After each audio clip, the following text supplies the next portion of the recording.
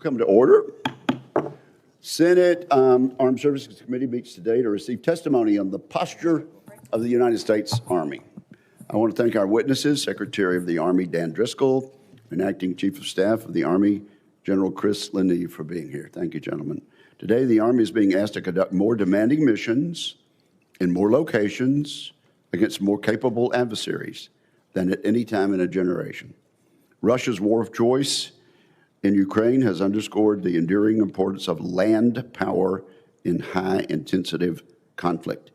In that theater, the U.S. Army has played a critical role in helping Ukrainians plan for and resource their forces through the Security Assistance Group Ukraine.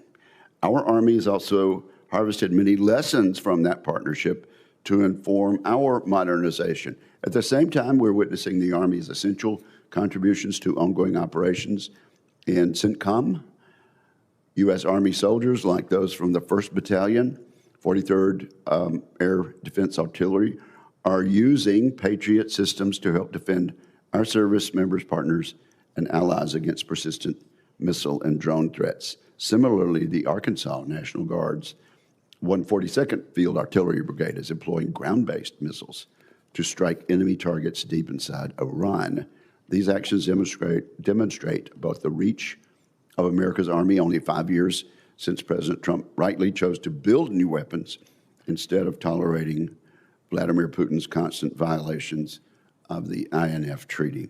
Meanwhile, the pacing challenge posed by China demands that the Army be prepared to support joint force operations across vast distances under persistent threat and at a tempo we have not seen in decades. Many think of the Western Pacific as solely naval and air theater, but our two witnesses certainly do not agree with that. Our ground forces continue to make absolutely crucial contributions to security in the first island chain, including through massive and growing partnerships with our South Korean, Japanese, and Filipino treaty allies. All these demands underscore the importance of fielding and sustaining the most advanced and capable systems in the world, from missile defense and long-range strike weapons to resilient command and control systems and new methods of breaching defensive lines. These capabilities are not theoretical. They are being employed today to protect American lives and uphold stability. The Army provides the backbone of our global logistics. This enables joint operations, and it delivers the land combat power that it takes to deter aggression and, if necessary, to win decisively. The Army must be ready, but our readiness today is frankly uneven. Modernization efforts have produced promising capabilities, but not at the speed or scale required by the threat. I think our witnesses will agree with that. At the same time, the Army continues to struggle with the operational readiness rates of its primary equipment, its maintenance backlogs, and its munition stockpiles. All are under extreme strain. Under Secretary Driscoll, the Army has made significant strides to prepare for changing combat conditions. So I commend the Secretary on that. The Army has acted with discipline and foresight to develop a new generation of weapons: the precision strike missile, low-cost munitions, the new MV-75 helicopter, the M1E3 tank, and finally, after 20 years of struggles, a more coherent command and control system. I also appreciate the Army's improved approach to modernization of our organic industrial base. I remain troubled that the Pentagon is not moving fast enough, or has not been moving fast enough, to improve the logistics capability and capacity of the Joint Force. And the Secretary will want to talk about that certainly today. Logistics sustainment and prepositioning will be decisive in any future conflict. The Army must demonstrate how it will enable the Joint Force to operate effectively across that theater. This will require additional resources to bring unmanned surface and air vehicles into the force at scale to purchase next-generation capabilities to sustain U.S. forces in dispersed locations. I want to also commend the Army, led by U.S. Army Europe, in developing new methods of warfare in response to tactical and operational lessons learned in Ukraine. The Eastern Flank Deterrence Line concept consists of largely unmanned tripwire combined with layered missile defenses and distributed strike capabilities. It's exactly the direction we need to go, and I hope the Army will field those capabilities to European command rapidly. So I look forward to hearing from Secretary Driscoll and General LaNeve about how to handle these challenges. We will need clear priorities, disciplined execution, and transparent communication as we move forward to secure that the U.S. Army remains ready, modern, and capable of meeting the moment. With that, I turn to my colleague and friend, Ranking Member Reed. Thank you very much, Mr. Chairman, and Secretary Driscoll, General LaNeve, welcome. Thank you for both of your outstanding service, and please convey my appreciation to the soldiers and civilians serving under your command. I want to begin by expressing my deepest condolences to the families of those who have sacrificed and were lost in the Middle East over the past several months. Their sacrifice deserves our greatest respect and gratitude. I also want to acknowledge the absence of General Randy George. Last month, Secretary Hicks has removed him as Army Chief of Staff without explanation. General George is one of more than 24 general and flag officers that were fired over the past year, not for course, not for misconduct, but for reasons the Secretary of Defense has refused to share with this committee.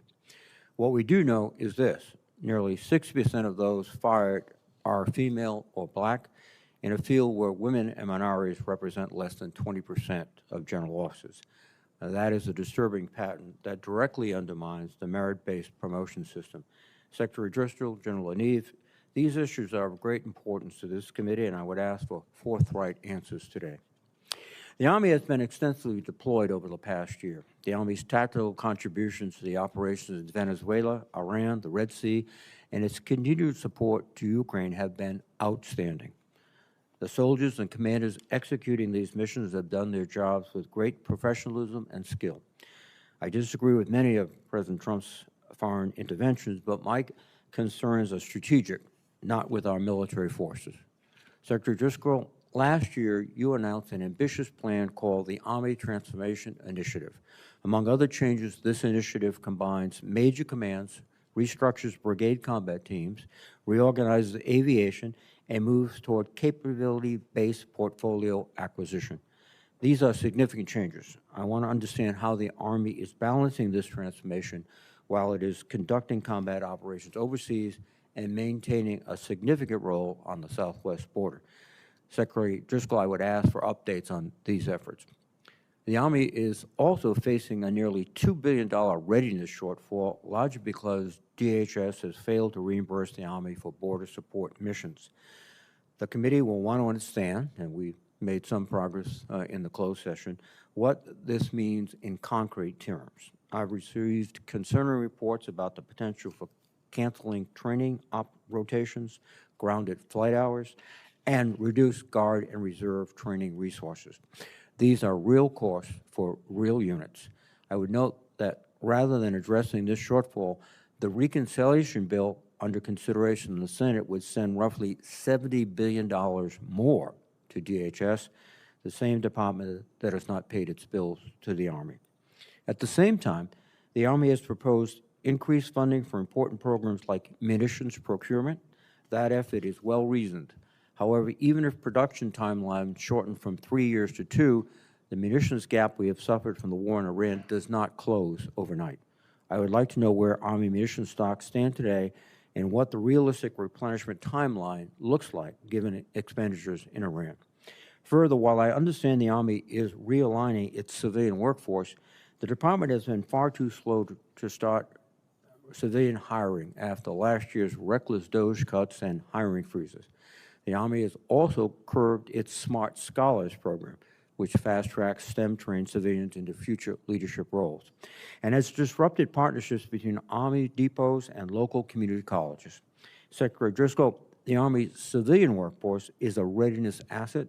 Hollowing out has long-term consequences that may not show up in this year's budget, but will absolutely show up in this committee's hearings years from now.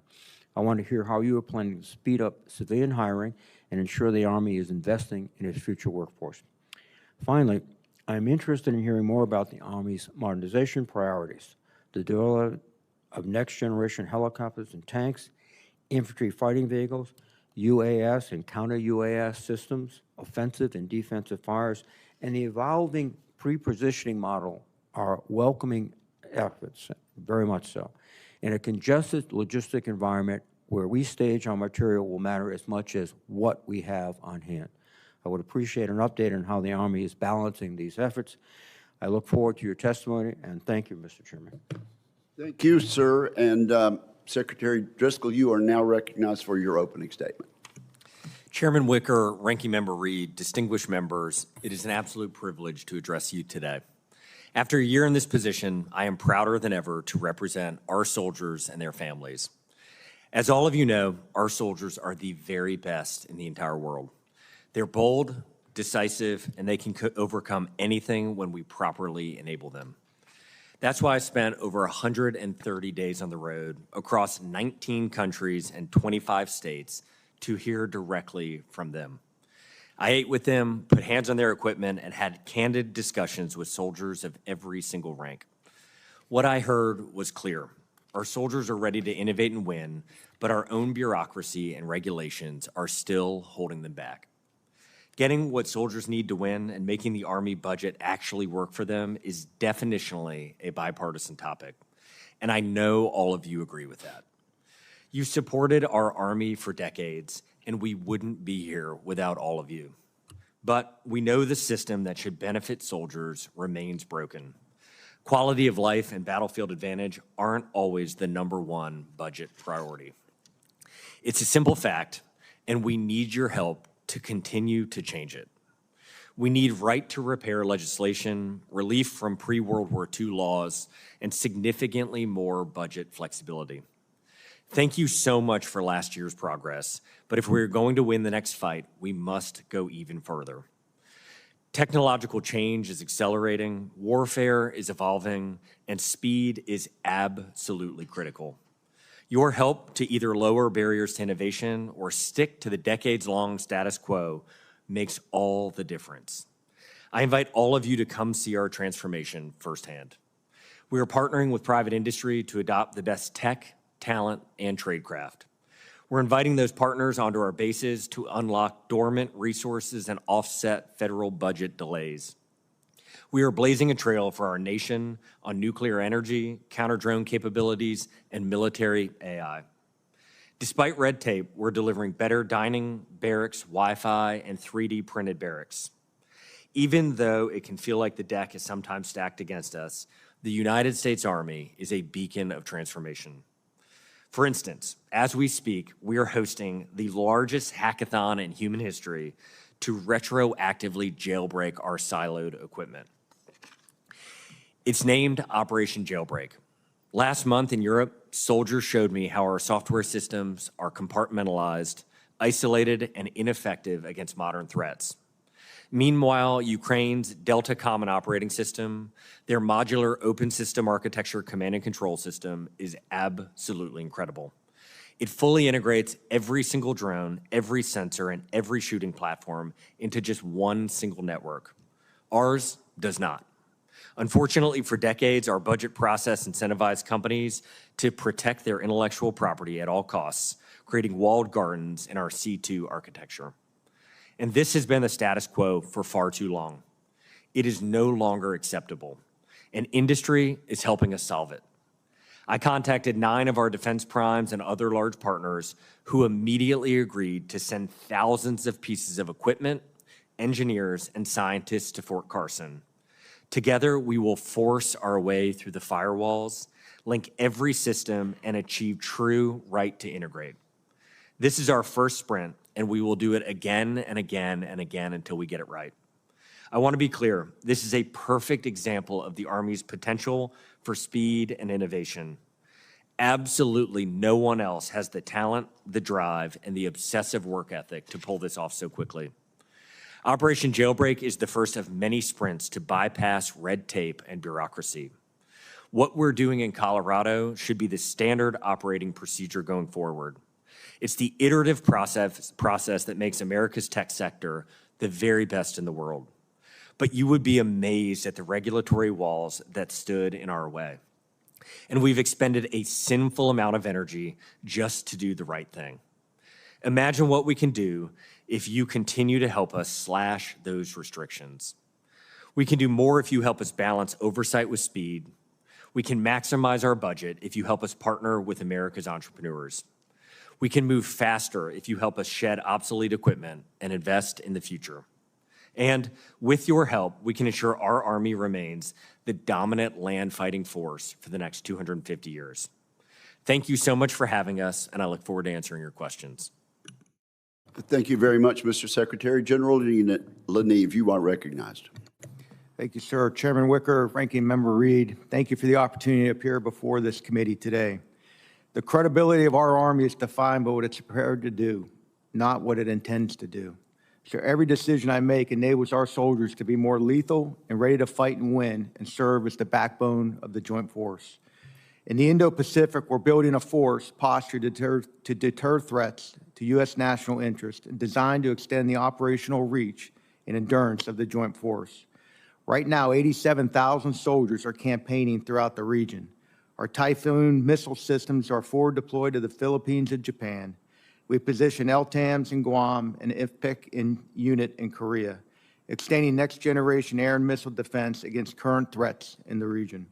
The 1st and 3rd multi-domain commands are now operational in the region, and this fall, the 4th multi-domain command headquarters will stand up at Fort Carson. Each multi-domain command brings together long-range fires, intelligence, electronic warfare, space, and cyber, all integrated into a single theater-level capability designed to support the Joint Force commanders across vast distances of the Pacific. Every one of these capabilities exists because of the investments this committee supported. In the Middle East, our forces continue to defend U.S. personnel and partners while sustaining layered air and missile defense, long-range strike capability, and operational logistics across CENTCOM. At home, we're preparing the force for future conflict at our combat training centers. It's where we train our soldiers to fight against an adversary in the mud, to solve complex problems, and to test our latest systems. But we cannot field modern kit while sustaining aging systems that consume time, money, and manpower. Divesting legacy platforms reduces the maintenance demand that falls hardest on our junior soldiers and frees resources to advance next-generation systems. That's why we've restructured how we acquire, design, sustain, and field equipment with decisive focus on speed, the right to repair, and system modularity. That thinking is already reflected in some of our next-generation platforms, like the XM-30 infantry fighting vehicle, the M13E Abrams, and the MV-75 Cheyenne, which provides unprecedented speeds, range, and flexibility. Each of these systems are designed so that the next operational upgrade requires integration, not a brand-new start. But none of this matters if we can't produce and sustain at scale, and that's why we continue to modernize the OIB through advanced manufacturing, depot modernization, and expanded partnerships with industry, including enhanced use leases that accelerate infrastructure development and production capability. And while the industrial capacity is important, the strength of our Army is only as strong as our ability to retain experienced soldiers and whether the force we're building reflects the standards we claim to uphold. That standard includes $4 billion in infrastructure investments throughout 2026, rolling out campus-style dining facilities, scaling our holistic health and fitness across the entire force. And soldiers are seeing the difference, and so do American citizens. Our recruiting numbers are soaring. We're on track to achieve this year's accession target ahead of schedule, because in the end, soldiers are the reason your Army can do what it does. Your Army delivers the intelligence and fires that enable maneuver. We sustain operations, we protect the force. We provide the command and control architecture that allows the joint force and America's allies to operate together.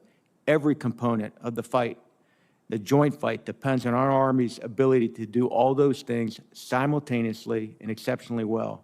We will not fail our country. This will defend. And thank you for your continued support as we sustain the best Army the world has ever known. Well, thank you very much. And now we begin our round of questioning. So let me start with you, Secretary Driscoll. Operation Jailbreak involves the right to integrate. How many, this is brand new this month, is that right, Secretary Driscoll? As of about a week ago. All right, Chairman. okay. How many companies are involved at this point? So we started, Chairman, with the 5 primes, Anduril, Palantir, L3 were the original. They have since been inviting other companies to come out. If I were estimating, I would guess 30 to 50 companies are currently involved by day 10. And what we have told industry is we will take every single piece of equipment that our Army uses. This is thousands of pieces of equipment, and all of them will be jailbroken, which just practically means all of them will be able to share information out of the system and receive information into the system. And what's so powerful about this is once you can do that to these pieces of equipment, and this is what we've learned from the Ukrainians, this is where you can start to layer in things like generative AI models to help you with decision making. Okay. How long have the Ukrainians been using this concept? I would say the entire war. Okay. Is it frustrating to you that now in the 5th year, we're just embracing this concept this month, May of 2026? Chairman, I would look at myself and only myself that we haven't moved faster on it. I do think that what we have that the Ukrainians don't have is we have deep infrastructure, we have deep expertise, and the downside of a bureaucracy can also empower some upsides of a bureaucracy. And so what has been incredibly valuable for us, and I don't think respectfully the Ukrainians could have done it in 10 days, is we have basically the entire defense industrial base is now moving to this. Have signed on. They are actively shipping equipment, and we have scientists and computer engineers currently in Colorado making everything flow. And so I think what we will be able to do in 6 weeks will be unlike anything that could be done anywhere else in the world. Okay, so in 6 weeks, you're going to have tangible results. Unequivocally. Most interesting. How fast is the Army moving to embrace low-cost munitions across portfolios? And when are we going to start moving faster? Sure. So both of you can answer that. Yeah, Sure, we're General. tied in with the Deputy Secretary of War's, Munitions Council. We're moving as fast as we possibly can. I think the goal is to have a magazine depth that supports both low-cost munitions and our exquisite munitions, so we have the proper fit and the proper numbers that we think we're going to need in a future conflict. And Chairman, I would say under Secretary of War and the President, we've spent the first 9 months of at least my time in the seat redoing a lot of the bureaucratic structures that existed with how we buy things, how we test things, and how we scale things. And there are some leading indicators to me that make me believe that we have made strong and lasting changes that will allow us to do this much more frequently. So if you look at the day 5 of the war, where we wanted to go get more interceptors for the Shahed drones, we were able to contract for 13,000 MIROPS and 10,000 Bumblebees within 5 days. Those were showing up in theater in packages of 1,000 or more, and we were able to flow soldiers in as a train-the-trainer model.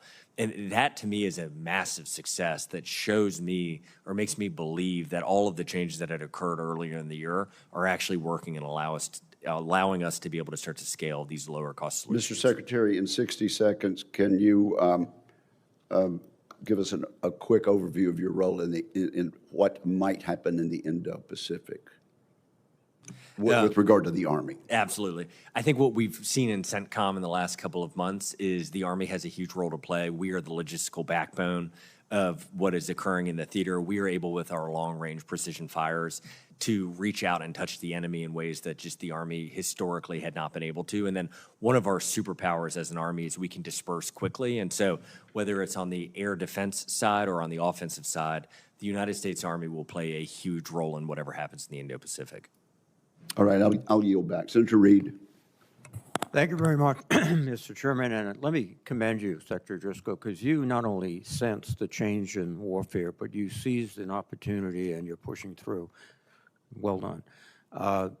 based on the experience in Ukraine, we understand fundamental changes are taking on. And I sort of characterize it, when I served in the military a few years ago, the mantra was shoot, move, and communicate. Today, it's communicate so you can shoot and move. And hackathon goes right to that principal issue. Well done. Let me ask another question, though. That's the military promotion board system is central to our military in every way, shape, and form. The law that we promulgated requires the selection boards use a comprehensive evaluation process to review an officer's entire record and select officers who are, quote, the best qualified for promotion and future service. It's based on the collective assessment and judgment of their peers throughout their OERs and also the senior officers on the board. Can you tell us why Secretary Hicks has directed that 5 names be withheld from the most recent Army one-star list concerning officers accused of no misconduct? And did you support or recommend the actions by the Secretary? Ranking Member, the private conversations between me and Secretary of War, I'll never talk about those. I will say that the United States Army has always followed the rules and regulations around promotions board. Well, I don't think there's a very clear role for the Secretary of Defense to take off individuals from the board. What other promotion boards have been subject to this review? I'm sorry, Senator, would you mind repeating?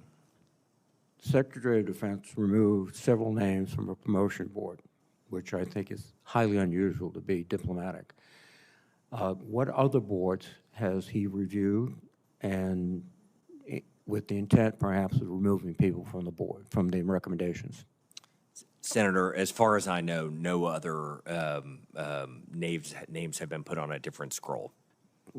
So what incentivized the Secretary to look at this particular board? I do not know, Senator. Well, it's a question I think would be important to ask. Now, if these officers were judged by their peers and their superiors to be of, as statutorily required, best qualified promotion and future service, they've been denied immediate promotion. Would they still be eligible to go before another board? As I understand it mechanistically, Senator, the scroll that was submitted to the Senate did not include these officers' names on it. Another scroll could be submitted either individually or with the collective 4 to the Senate for promotion as it stands today. Are you actively reviewing the individual cases so that you can determine yourself that these individuals should be reconsidered for a board and promotion? I can commit to you, Senator, and the entire committee that General LaNeve and I are advocating for American soldiers every single day, and we are constantly working to make sure that the Army is promoting the best. My fear is that this is not something that's obscure, but it's very relevant to every officer and every person in the Army, and that they've seen literally a life's work suddenly terminated without explanation by the Secretary of Defense. That doesn't send a good message, I believe, to the forces. Let me raise a subject that is seldom considered here, quadrilline. As you know, Mr. Secretary, the Army is responsible for quadrilline. And as you also know, I suspect, the status here is terrible.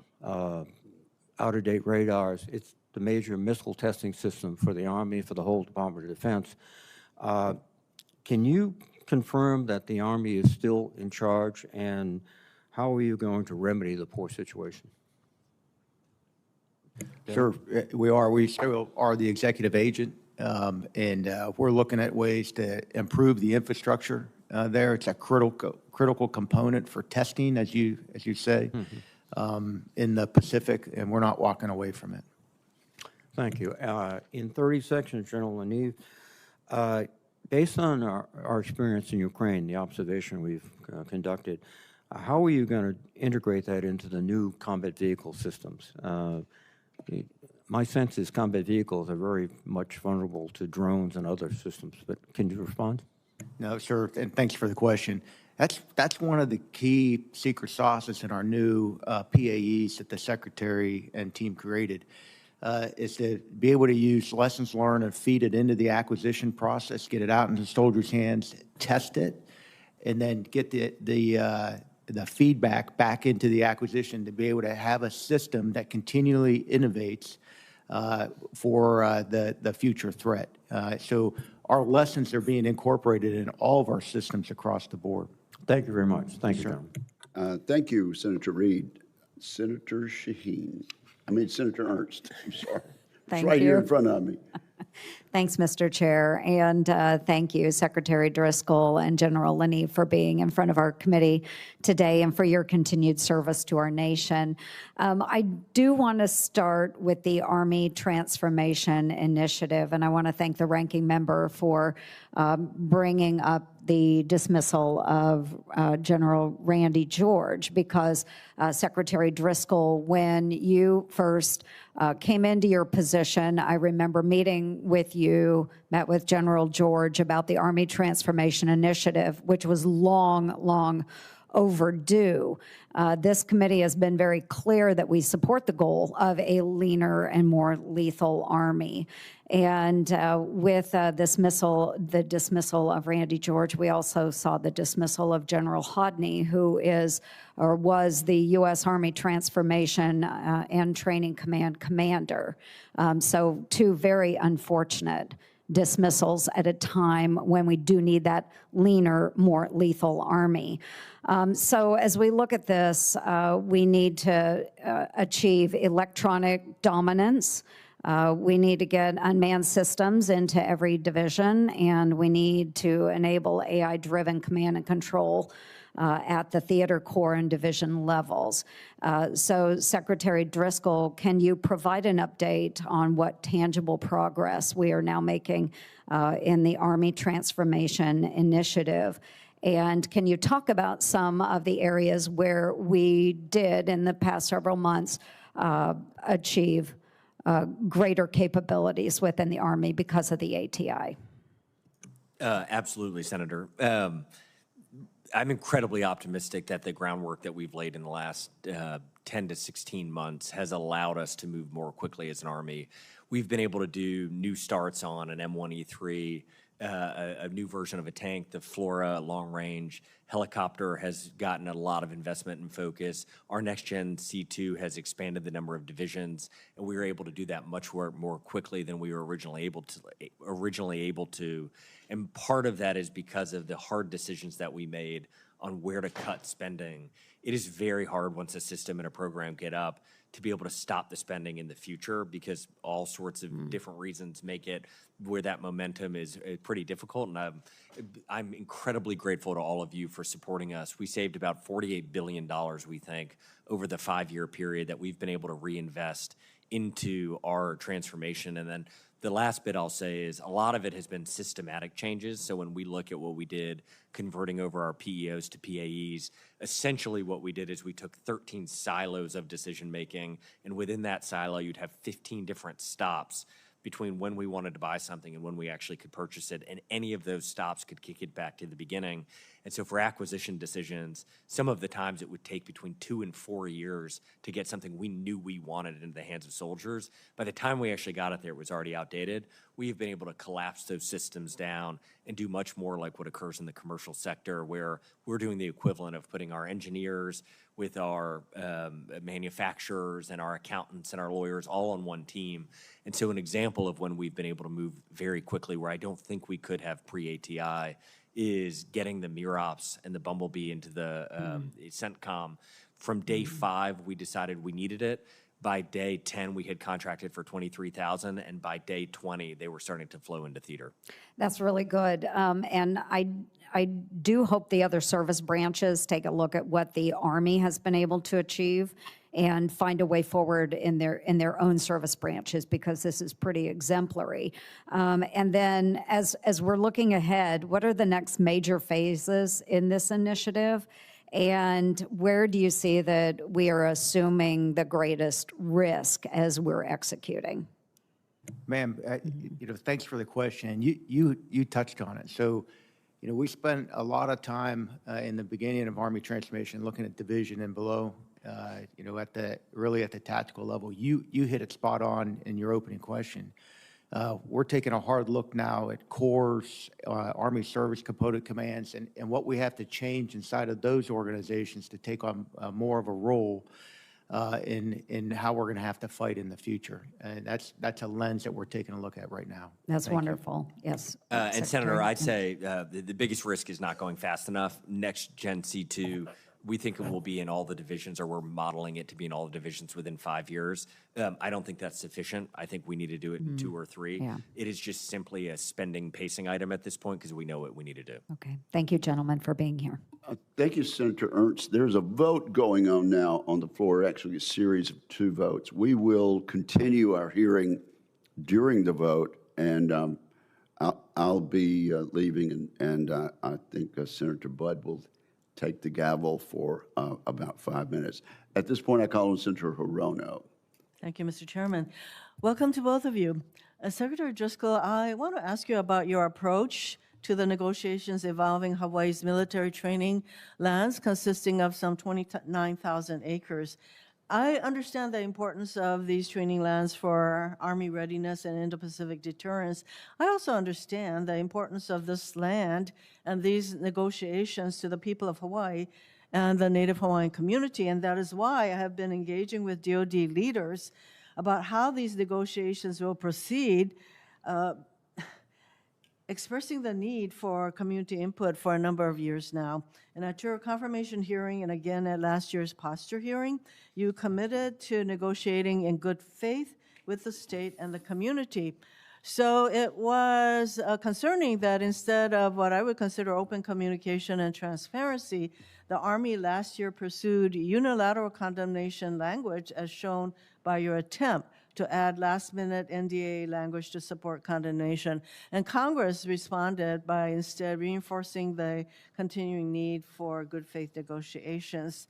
A unilateral decision to condemn state lands would bypass the community, the state government, and the congressional delegation. The relevant condemnation statute, in fact, requires the Army to pursue and exhaust all other available options before starting condemnation proceedings. So I don't see how the Army can meet that requirement when it has not even resubmitted corrected EISs to address the deficiencies noted by the Board of Land and Natural Resources, which in May led to their disapproval of the Army submitted EISs. It's been a year.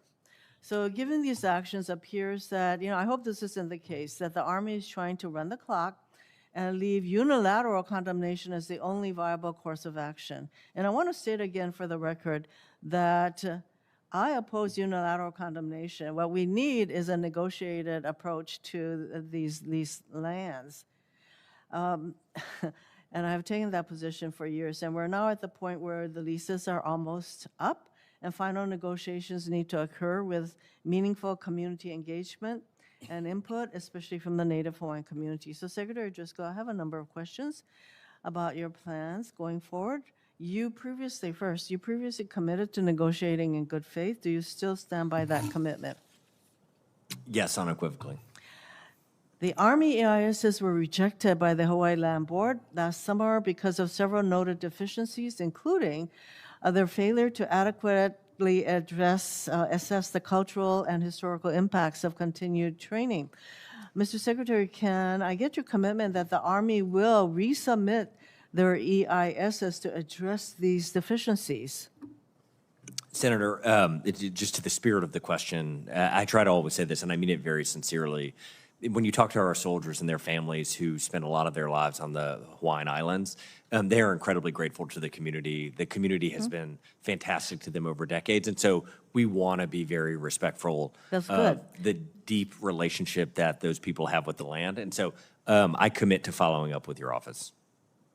And I hope that means that you will be resubmitting your EISs, because to me, resubmitting the EISs is part of what even the condemnation statutes requires you to do, which is to exhaust all avenues. That means negotiations. Next question, what is the status of your negotiations with the state of Hawaii? And can you describe in detail what steps you plan to take in the next 60 days? The time is running on these leases to advance a negotiated agreement with the state. Senator, we've aspired over the years before I was even in the seat. I think we've had a number of meetings, and then since I've been here, I can speak more articulately to that. We've engaged with the delegation, both who represent here in D.C., but then we've had a lot of conversations with state leadership, and what we've tried to do is balance out fairness to the local population with this idea and this commitment from me that we, the United States Army, must maintain this land. We need it for our training. We need it to be ready for the Indo-Pacific. And with the timeline that you are referencing coming up very, very, very soon, well, frankly, the negotiations must occur with the state of Hawaii because the lease is with the state. That means negotiating with the governor, basically. So those need to proceed in good faith, as I would call it. And so I want to urge you again to resume, if they have been a pause, resume these good faith negotiations because that's what it's going to take for us to come to a resolution that is going to be fair to all parties, and that certainly includes with the input of the Native Hawaiian community. Thank you, Mr. Chairman. yes, ma'am. Thank you, Senator. I recognize myself. Good to see you both. Great to see a North Carolinian here. Thank you both for your service. General LaNeve, I was proud to see the Army's request of 2,400 infantry squad vehicles, or the ISVs, in this year's budget request. So I think that's the right step to modernize the squad vehicles and increase survivability. They're very impressive. We even saw them in western North Carolina as the 18th Airborne Corps was out there for Hurricane Helene, and I appreciate their work there. So what are some of your thoughts on multi-year procurement for that platform, and also expanding procurement of the ISV Heavy? Yeah, sure. I support multi-year contracts. I mean, it helps us, you know, in the bargaining process. It helps us in the full procurement of it. The Heavy version is going to be able to provide us the ability to also generate power on the battlefield that we're going to need to have to run in our command and control centers and some of our advanced weapon systems. It's a critical platform that we're going to need as well, and look forward to having that compete, you know, in the next rounds.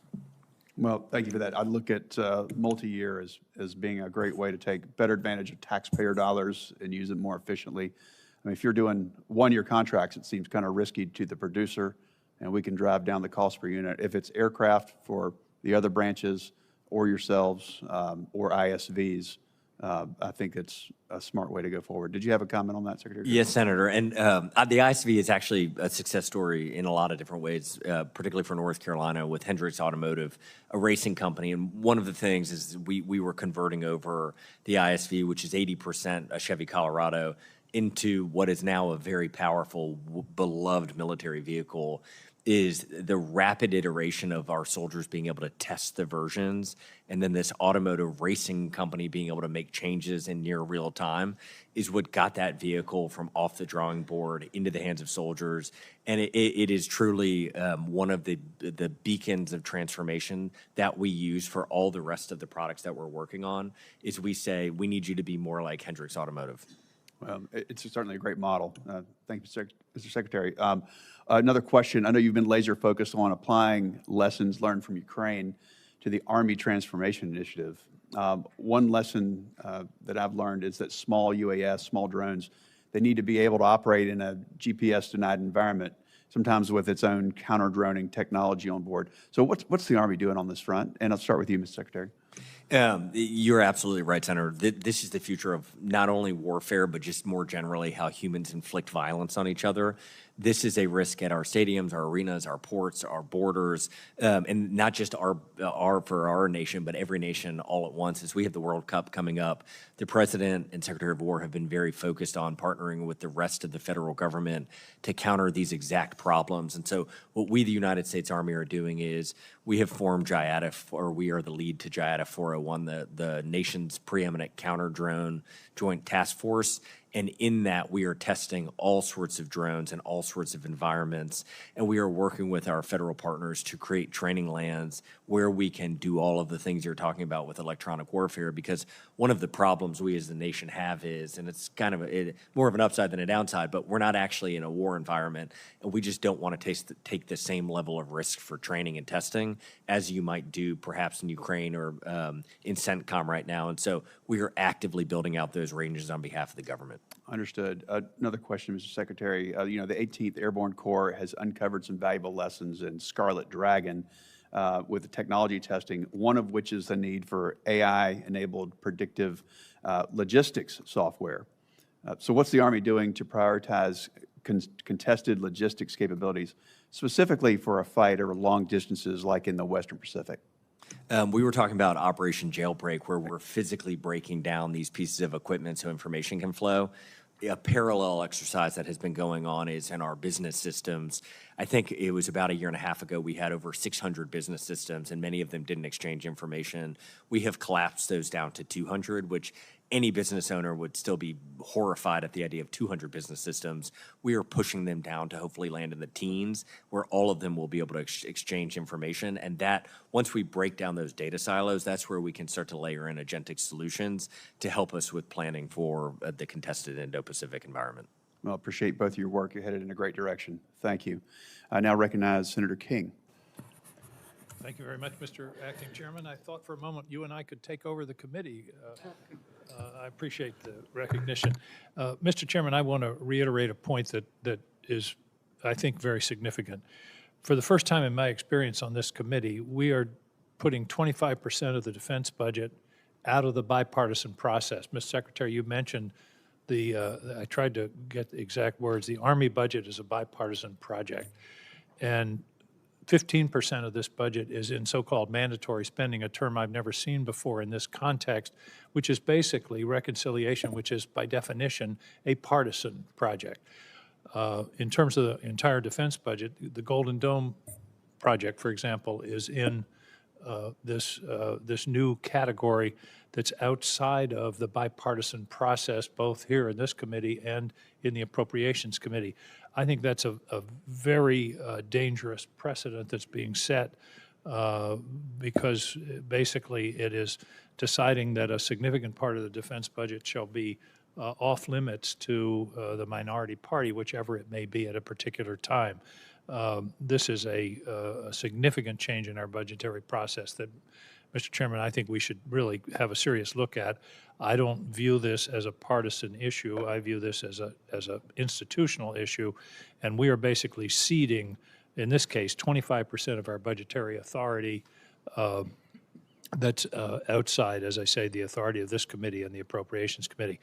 Mr. Secretary, I'm a little unsure about the Operation Jailbreak. By the way, I compliment you on the impulse for this. I think it's absolutely essential. But you keep talking about integration and data silos. That's not right to repair. Please, what are we actually talking about here? Are we talking about getting the IP that will enable us to repair? Because I believe for years that we should be buying that IP every time we buy a platform. But it sounds like Operation Jailbreak is more about data sharing than it is the IP on right to repair these weapon systems. You're exactly right, Senator. So it is separate and distinct, slightly related to why it's important to us. But we're calling it right to integrate. And so fundamentally what we are requiring is each and every system that we use that creates data needs to create an API or an SDK, a software development kit, so that it can push information outside that closed system, and we can send it over a network to our, we're starting with Anduril's Lattice platform for command and control, but basically what we are requiring, we are retroactively going back and creating these APIs and SDKs, and we are proactively requiring any new piece of equipment that we buy to be able to share information and receive information so we can control it. I get that, and I think that's salutary, and that's one of the lessons from Ukraine, I think, is in vastly increasing the speed on command and control. But right to repair is a separate issue, and in my view, every Army depot, every Navy ship, every Air Force hangar should have a 3D printer.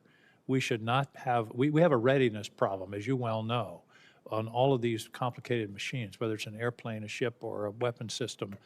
And we shouldn't be waiting for a valve from the manufacturer. And I hope that you'll push in the procurement process for buying the IP so that we can print our own parts or get our own parts in the market and not be held up by the proprietary nature of the IP on these complicated weapon systems. Are you with me on that? Yes, Senator. Right to repair, why it is, there are a couple of reasons that make it more important now than ever.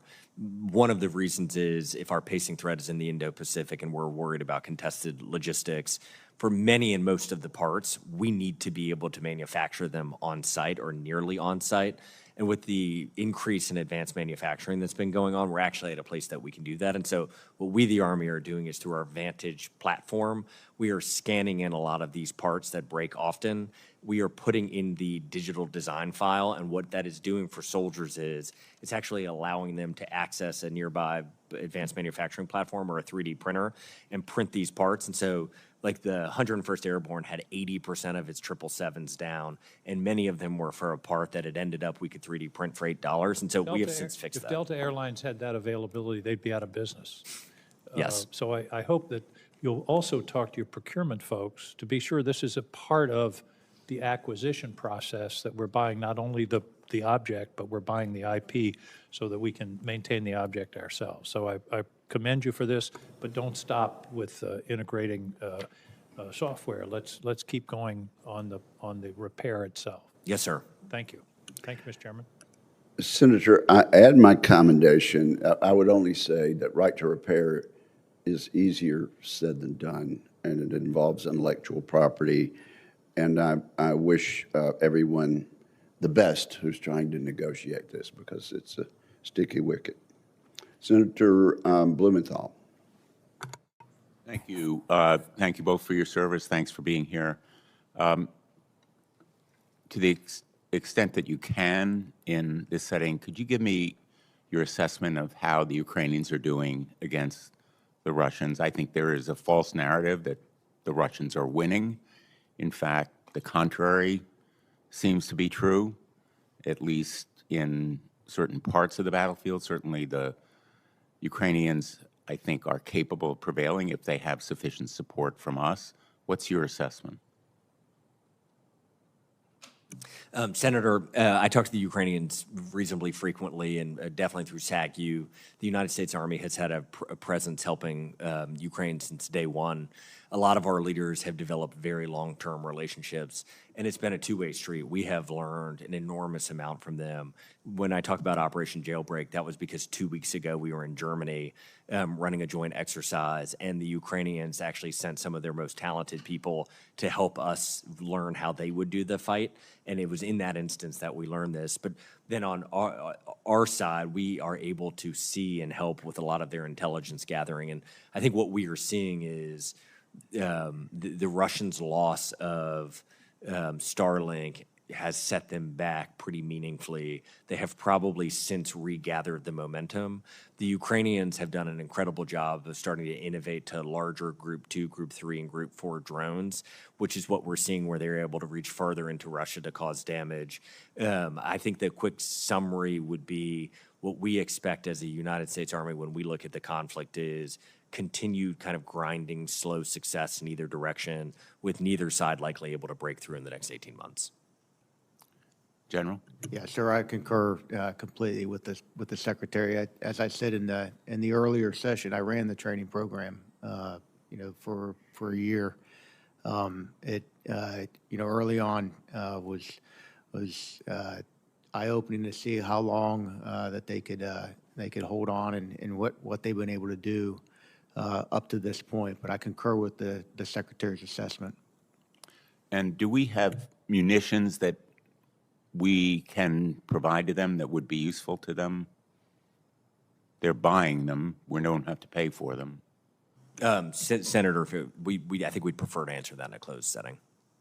Let me ask you, in terms of our defense industrial base, again, to the extent you can talk about it in this setting. I think there is a feeling long-term over years that we've failed to make our defense production as nimble and agile. The Ukrainians certainly have demonstrated both agility and nimbleness. I've seen them on my 9 trips to Ukraine, visiting the drone factories, how they actually make changes to their products on the assembly line in real time as they receive information from the front. We have nothing like that agility or nimbleness. Can you talk about what the Department of Defense should be doing to make our defense contractors more responsive to the needs of our military? Sure, I can speak to the first part about our industrial base, or our Army's 23 plus depots. We've taken a hard look at a ways across the board to invest in this for long term, whether it's advanced manufacturing, it's land use agreements, it's bringing in private public partnerships in at each of the different sites in order to get our industrial base up to a footing that we know that we're going to need them at to be able to produce at scale, whether that's parts for drones or parts for our equipment, both in the fleet that we have now and the fleet that we're going to look to procure in the future. The Secretary has pushed us to ensure that we have the ability to be able to utilize our organic base in the equipment that we're going after into the future. I think the department writ large sees the same issues that that we all acknowledge in a workforce that in sites that haven't been fully invested in over decades. And Senator, I would just echo what General LaNeve is saying with, we believe a one-time, and you all have to balance the preferences of your constituents much more than we do. We are more narrowly focused on soldiers and their family and lethality, but we believe the 27 budget would give us the one-time spending to increase a lot of our abilities and capabilities on the OIB, which would make our country a lot safer. Thank you. Thank you, Senator. Senator Scott. Thanks both of you for being here. So, Secretary, I have 3 things. The first is Orlando. You've got the Army's program executive office for simulation, training, instrumentation. So, located in Orlando. What's going on? Are you going to make it a lot bigger? So, just tell me what do you think is going to be happening there? I was governor, and we put a lot of money into the simulation program. It's a big, the big opportunity, whichever one wants to answer it. But our goal is to do whatever we can, of course, to grow it. But you have to do what's best for the Army. Sure, our simulation, center there is incredible. It's going to continue to be very, very important as we move forward with our modernization program. We are not, stepping away from the incredible capability that we have there, especially what it provides to our combat training centers. Provides inside of our warfighting exercises that we execute at brigade and all the way up to corps level. There's a critical component in there that helps us to continue to modernize that program. And Senator, what I would say is simulation is more important than ever.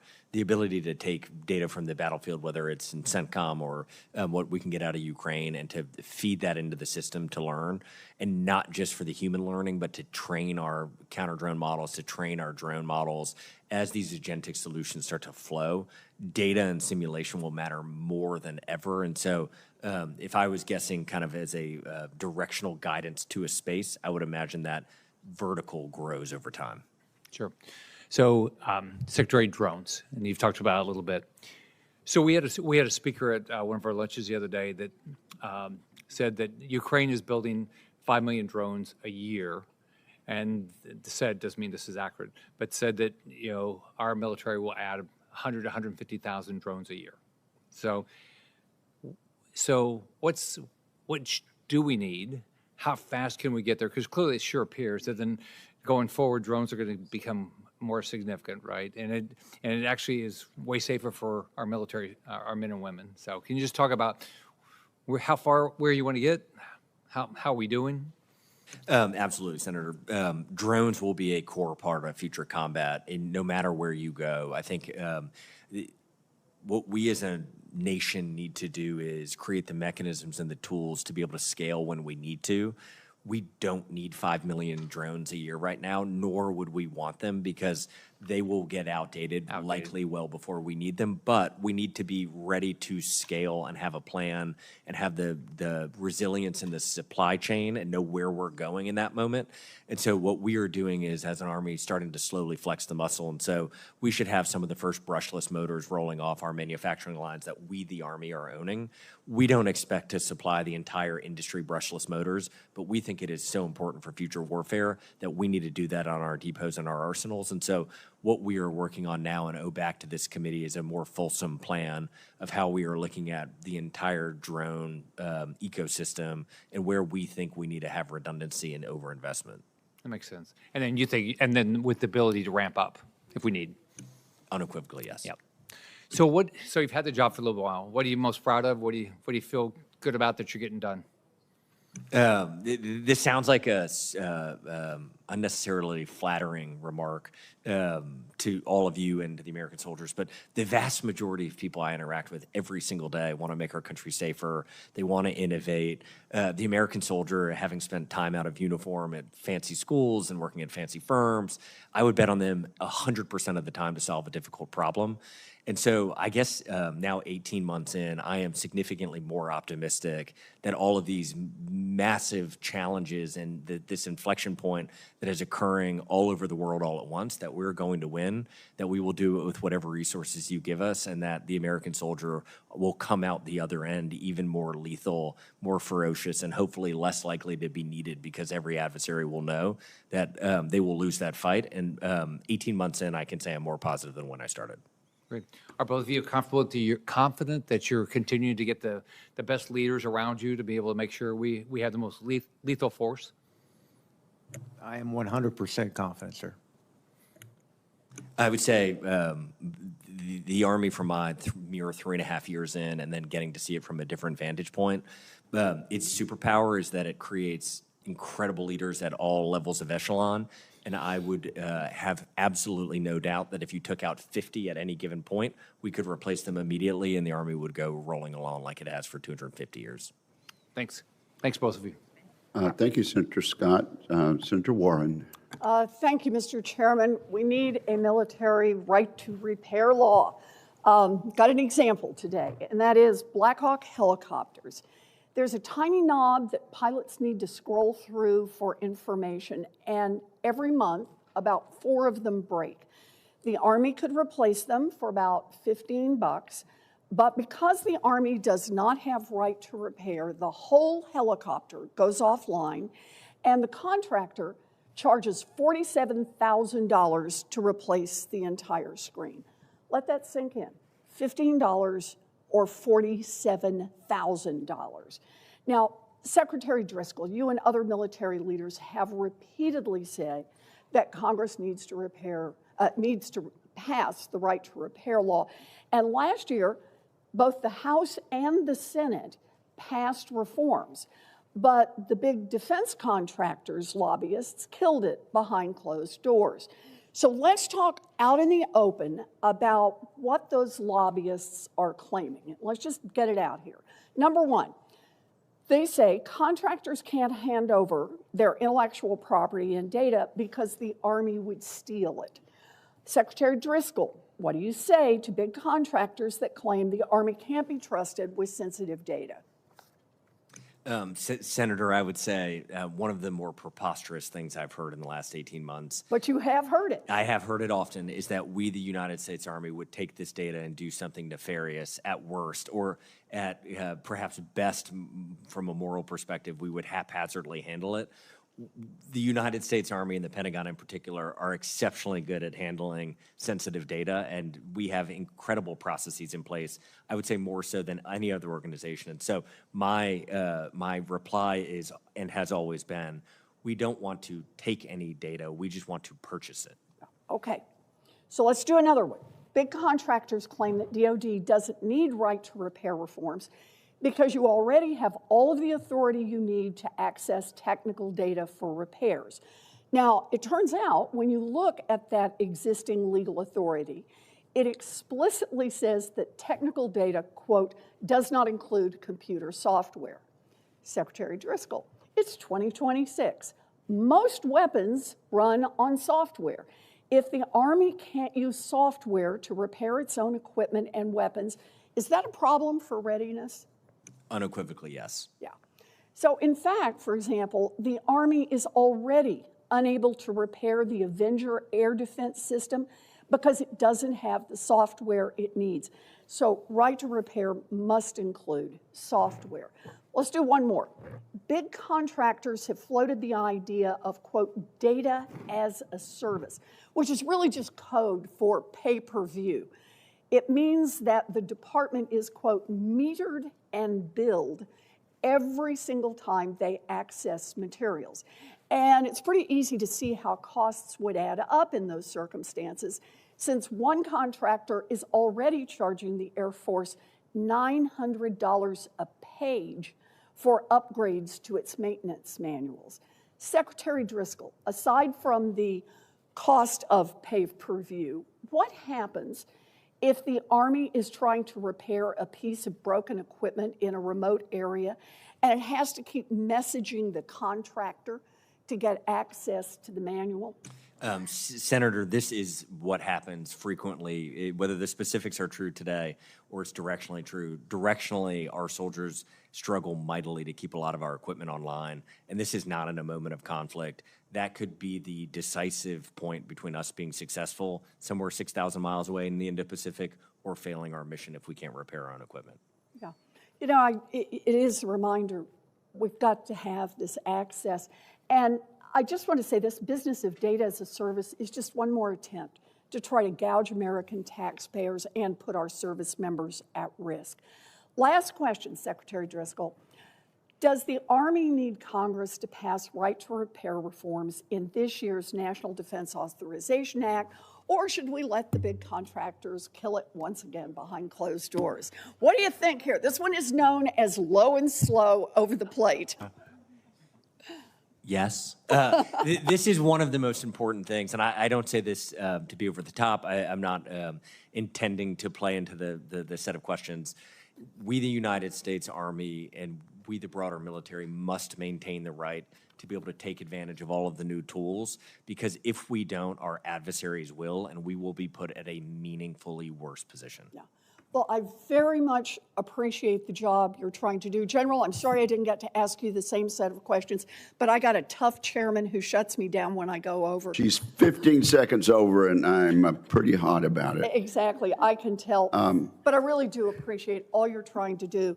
We need to help you out with getting right to repair through this year. There will be an opportunity, of course, for a second round and questions for the record also. Senator Sullivan, you're recognized. Thank you, Mr. Chairman, and I want to commend Senator Warren on her great work on right to repair. It's very bipartisan. Get that over the goal line. Thanks for your leadership on that. Mr. Secretary General, good to see you both. Thanks for your visit to Alaska. I heard it went well. I want to talk about some Alaska issues. Appreciate that. Sorry I wasn't there to show you around, but I thank you for that. I don't thank you for stealing one of my top staffers, though, who's sitting behind you, but I will forgive you. It's for the betterment of America, I guess, that I had to lose Jimmy, who's done a great job. I'm sure he's doing a great job for you. A couple things I wanted to talk about. Fort Greely, you know, the USAPAC commander was just out there this past weekend. The 49th Missile Defense Battalion does a great job with regard to missile defense for America. What was your assessment when you're out there? One thing that frustrates me is that we have, you know, 20 empty silos out there still. We need more missiles in those silos. That's, I'm sure you know the motto of the 49th Missile Defense Battalion, the 300 protecting the 300 million. They're literally modern-day Spartans. Do you have any sense on that, and when we can accelerate more missile defense at Fort Greely? General, Mr. Secretary, either of you? Yes, sir. We're tied in with the team that's looking at that. I can't give you a sense of, how fast those are going to be, more assets moved there. I can tell you how critical that site is, for all of our defense. Yeah, maybe a cue for if you can give me more details on that. We need to accelerate more ground-based missile interceptors there. I think it's just a no-brainer. I spent the weekend in Fairbanks, Alaska, at the U.S. Chamber of Commerce in Fairbanks Military Appreciation Dinner. Major General Cogbill was there, the 11th Airborne Division Commander. By the way, the morale there seems very high. They were whipping every other Army unit in these competitions. The General and his Sergeant Major went through all these things the 11th Airborne's doing. No offense to the 82nd, but there's some good competition going on right now. And I'm very proud of that unit. One of the first things I did as a brand new senator, I was here only a couple weeks, and the Obama administration was going to cut 40,000 additional active duty troops. This is in 2015, which they did, and they were going to get rid of the 425, the only airborne brigade combat team in the entire Indo-Pacific. I fought like crazy as a new senator to stop that, which I did, put a hold on everybody in the Army's system until we got them to relinquish cutting the 425. And now the 425 is, as you know, part of the 11th Airborne.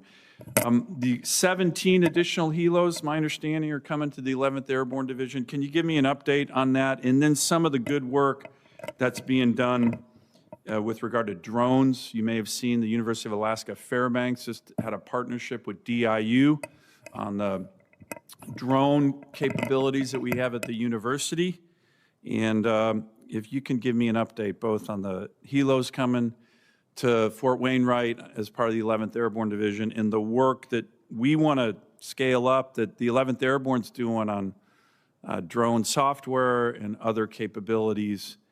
And then as you answer that, because I want to be respectful, Mr. Secretary, one thing I want to make sure we do, maybe in a phone call, I'm sorry we didn't get to meet before this. There was a memo on the 8A contracting awards that came out from some DAS in the Army. It looks like it goes against previous commitments that senior Army leadership made with regard to me. So I'd like offline to talk about that. This memo is causing a heck of a lot of confusion, and I think it's misguided. 45 seconds. But so with that, I'll follow up with you, Mr. Secretary. Can you talk about the 11th Airborne there, General, and the issues that I raised and the great job they're doing? No, sir. First off, thanks for the support of getting the 11th across the goal line. My daughter served in 125, so bringing both of those units together under one division command, it brings about the esprit de corps and the morale that you're seeing across that division right now. We got great leadership up there. So there's a lot of good going on inside the division right now, especially with what they're doing with drone experimentations. We'll take all those lessons learned, especially what we're learning about just surviving in the winter up there. And cold winter. Yes, sir. And what we got to do across the goal line. I mean, you take a look at batteries alone. We're going to learn a lot from how quickly the cold takes a battery down. Is the same thing that's going to happen in the heat, when we're in the jungle. So we are learning a lot across the board. And we are moving the helicopter, sir. That's part of the aviation transformation. There's some that are coming out of, further reaches in the Pacific, and that will come back into Alaska to fully field the aviation brigade up there. We haven't walked back from that, and that's moving as fast as possible. Thank you, General. And you can supplement your answer for the record. Appreciate your testimony in that regard. Senator Peters. Thank you, Mr. Chairman. Gentlemen, welcome to the hearing here today. Secretary Driscoll, as you experienced last summer when you were up in Michigan, sorry I wasn't able to join you. I was out of the country during that time, but I know you enjoyed seeing exercise Northern Strike in operation, and the thousands of troops, both U.S. allies and partner service members from over 20 countries were at that National All-Domain Warfighting Center. And as you know, the center is comprised of about 148,000 acres of training space at Camp Grayling and 17,000 square miles of special use military airspace at the Alpena Combat Readiness Training Center. It's an incredible place to do very advanced and sophisticated training. And in recognition of this unparalleled training environment, the department recently designated it as a national range for uncrewed aerial systems training as well. So my question is, with this new designation, how is the Army leveraging exercises like Northern Strike for realistic drone and counter-drone warfare? And are you exploring greater Army involvement at the National All-Domain Warfighting Center in Michigan to leverage these unique capabilities for new uncrewed range designations? Senator, Camp Grayling is an incredible asset our nation, I think, has underutilized for the last couple of decades. The amount of airspace that we have there to test and to train is unmatched or nearly unmatched in all the places I've gone. What we must do as a nation is continue to get a lot of flight data, and we have to get learnings that can be fed into systems. And Camp Grayling is at the top of our list to expand our presence there. And then if you think about the manufacturing capabilities of Detroit in particular, when we were there, what they were capable of doing with drones and having created a drone corridor for training and testing for a lot of commercial companies, it is the exact type of place where we, the Army, want to grow our presence, because what we have learned is we can nearly never be the cutting edge of these technologies. They just move too fast. And so we want our soldiers co-located with venture-backed startups and venture-backed founders so that they can both get the excitement, but also the forward edge of what's possible. And we found that at Camp Grayling and in the rest of Michigan. Well, great. We'll look forward to continuing to work with you to expand that, and appreciate your comments.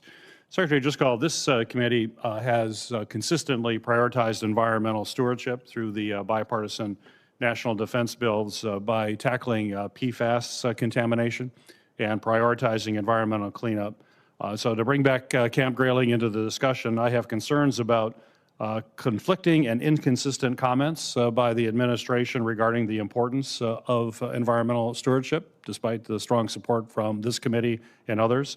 And I'm particularly troubled about what this means for PFAS cleanup at installations like Camp Grayling, which you just mentioned, which is an amazing facility, but clearly has some issues that we need to deal with, particularly with those local communities. So with that in mind, do I have your commitment to prioritize environmental programs to include the PFAS cleanup at installations like Camp Grayling in Michigan, as well as across country? But if you could talk about Camp Grayling specifically, I certainly would appreciate it. Senator, very broadly, you definitely have the Army's commitment to be good stewards in the communities where we live. We aspire to be very thoughtful and almost like the Boy Scouts, where we leave the areas we train and live better than when we found them. And so very broadly, you have that commitment. And then specifically, I'll follow back up with your office on PFAS at Camp Grayling. Great. I appreciate that. This is really to both of you. The Army, as you both know, conducts critical work to design, test, and engineer the next generation of ground combat systems in Michigan at the Detroit Arsenal, to include Ground Vehicle System Center, which is GVSC. But despite the critical work that they're doing, I'm concerned about workforce changes that included reassignment of personnel, the removal of collective bargaining rights of employees at the Arsenal. And I'm troubled that these employees at the Arsenal will no longer have the right to bargain for fair wages, for job security, and for a dignified retirement, quite frankly. So I hope I have both of your commitment to look seriously into these issues and ensure that the changes are not going to harm the technical teams that are there and risk overburdening what are really highly specialized and a valuable workforce. If you want to comment generally about that, but certainly would have, I don't know how familiar you are with what's happening at the Detroit Arsenal, but if you could talk about that, I'd certainly appreciate it. Yeah, sir, you do have, I speak for myself, I speak for the Secretary as well, that our commitment, as we look at our human capital at all of our key infrastructure, that we're doing it with dignity and care as we try to balance where the workforce is across our base. Secretary? Thank you. We'll follow up on more. Thank you. I appreciate that. Senator Sheehy. Good afternoon, gentlemen. Mr. Secretary, I'd like to talk a little bit about how critical it is for our warfighters to be able to repair and maintain their own equipment, especially in forward deployed areas, and how important it is for combatant commanders and commanders who are closest to the fight to have the flexibility, the authority, and the funding to not just acquire the equipment that they need quickly, but then sustain, maintain, and in some cases modify that equipment for the needs of the battlefield. The 21st century battlefield moves quickly. Software and electronic warfare and spectrum, the landscape changes constantly, and sometimes the design of a device or the architecture of a software program may look great in a test range or in a lab, but when it hits the realities of combat, it requires modification, and sometimes those modifications can take years. So what is the department doing to resolve this, and what can we do on the Hill in a bipartisan manner to make sure we're giving you and the warfighters the tools to get that done?